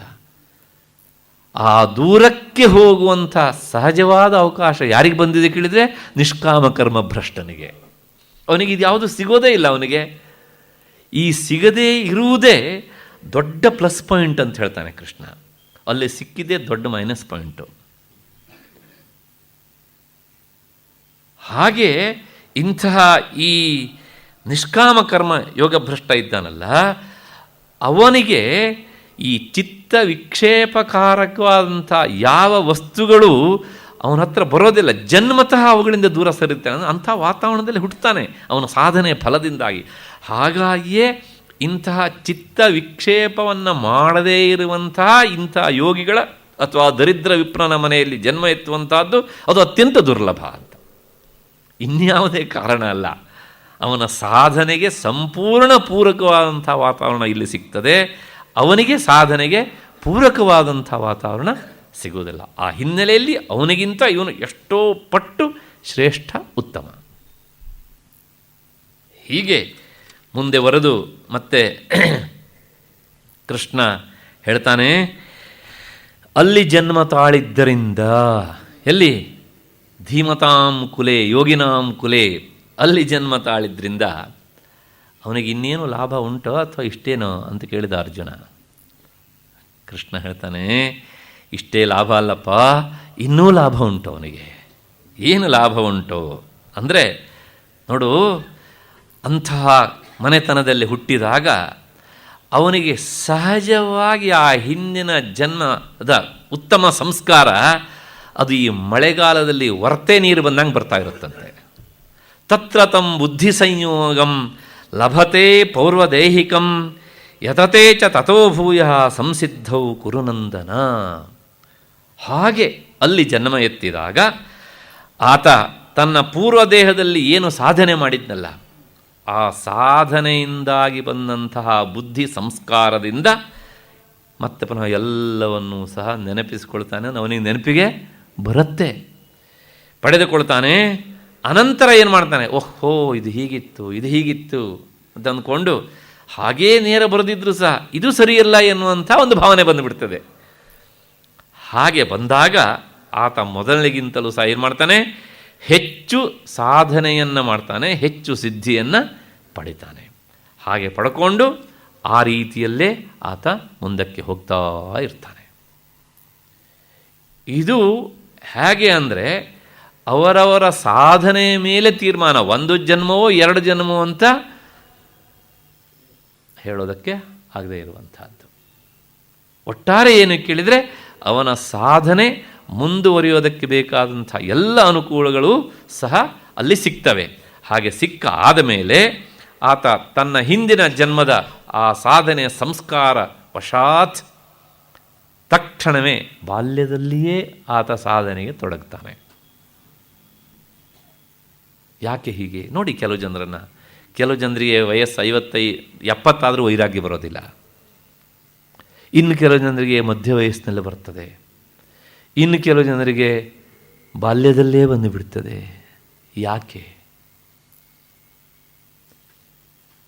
ಎಲ್ಲರೂ ಇರೋದು ಒಂದೇ ಭೂಮಿಯಲ್ಲಿ, ಒಂದೇ ಗಾಳಿ, ಒಂದೇ ಆಹಾರ ಸೇವನೆ ಮಾಡ್ತಾರೆ. ಯಾಕೆ ಹೀಗಾಗ್ತದೆ ಅಂದರೆ ಆ ಸಾಧನೆಯಲ್ಲಿ ತೊಡಗುವುದರಲ್ಲೇ ಗೊತ್ತಾಗ್ತದೆ. ಒಬ್ಬೊಬ್ಬರ ಹಿಂದೂ ಇರುವಂಥ ಸಂಸ್ಕಾರ ಬೇರೆ ಬೇರೆ. ಅವರವರು ಮಾಡಿದಂಥ ಸಂಸ್ಕಾರದ ಹಿನ್ನೆಲೆಯಲ್ಲಿ ಈ ಜನ್ಮದಲ್ಲಿ ಅವರಿಗೆ ತಕ್ಕುದಾದಂಥ ಪ್ರೇರಣೆ ಸಿಗ್ತದೆ. ಹಾಗೆ ಅವರು ಮುಂದುವರಿತಾರೆ. ಇಷ್ಟು ಆದಮೇಲೆ ಆ ಬುದ್ಧಿ ಸಂಯೋಗ ಹಿಂದಿನದು ಬಂದು ಅವನಿಗೆ ಸೇರಿಕೊಳ್ಳುತ್ತೆ. ಯಾವುದು? ಪೌರ್ವದೇಹಿಕಂ ಬುದ್ಧಿ ಸಂಯೋಗಂ ಲಭತೆ. ಹಿಂದಿನ ಜನ್ಮದ ನೆನಪಿರುತ್ತಂತೆ ಅವನಿಗೆ. ಮನುಷ್ಯ ಆಗಿ ಹುಟ್ಟಿದರೆ ಮಾತ್ರ ಅಂತ ಅಂದ್ಕೊಳ್ಬೇಡಿ, ಪ್ರಾಣಿಯಾಗಿ ಹುಟ್ಟಿದರೂ ನೆನಪಿರುತ್ತೆ. ನಮ್ಮ ಇತಿಹಾಸದಲ್ಲಿ ಅಂಥ ದಾಖಲುಂಟು. ಮತ್ತು ಹಾಗೆ ನೆನಪು ಬಂದಾಗ ಆತ ಮನುಷ್ಯ ಜನ್ಮದಲ್ಲಾದರೂ ಇರಲಿ, ಪ್ರಾಣಿ ಜನ್ಮದಲ್ಲಾದರೂ ಇರಲಿ, ಆ ಪ್ರಾಣಿ ಜನ್ಮಕ್ಕೆ ತಕ್ಕದಾದ ಸಾಧನೆ ಏನೋ ಒಂದಿಷ್ಟು ನಡೀತಾ ಇರುತ್ತೆ. ಮನುಷ್ಯ ಜನ್ಮ ಬಂದಾಗ ಮನುಷ್ಯ ಜನ್ಮಕ್ಕೆ ಸಂಬಂಧಪಟ್ಟಂಥ ಒಂದು ಸಾಧನೆ ನಡೀತಾ ಇರುತ್ತೆ. ಹೀಗೆ ಸಂಸಿದ್ಧಿ ಅಂದರೆ ಮೋಕ್ಷ ಅಂತ ಅರ್ಥ. ಅದಕ್ಕೋಸ್ಕರ ಆತ ಮತ್ತೆ ಪುನಃ ಉತ್ಕಟವಾದಂಥ ಪ್ರಯತ್ನವನ್ನು ಆತ ಮಾಡ್ತಾನೆ. ಅಷ್ಟು ಹಿನ್ನೆಲೆಯಲ್ಲಿ ಅರ್ಜುನ ಪ್ರಶ್ನೆ ಕೇಳಿದ, ಇದು ಹೇಗೆ ಸಾಧ್ಯ ಕೃಷ್ಣ? ಹೇಗಾಗುತ್ತೆ ಇದು? ನಮಗೆಲ್ಲ ಯಾರಿಗೂ ಅನುಭವವೇ ಇಲ್ವಲ್ಲ, ಉಂಟ ನಮಗೆ? ಇಲ್ಲ. ಕೃಷ್ಣ ಹೇಳ್ತಾನೆ, ಉಂಟು, ಕಾರಣ ಉಂಟು. ಇದರ ಬೀಜ ಇರೋದು ಇಲ್ಲಷ್ಟೇ ಅಲ್ಲಪ್ಪ, ಹಿಂದಿನ ಜನ್ಮದಲ್ಲಿ ಅದು ಹೇಗೆ ಅವನನ್ನು ಮನುಷ್ಯನನ್ನು ಎಳೆಯತ್ತೆ ಅನ್ನೋದನ್ನು ನಾಳೆ 6:15 ಸೇರಿದಾಗ ತಿಳಿಸ್ತೇನೆ. ಅಲ್ಲಿವರೆಗೆ ನಿಮಗೆಲ್ಲರಿಗೂ ನಮಸ್ಕಾರ ಮತ್ತು ಕೃತಜ್ಞತೆಗಳು.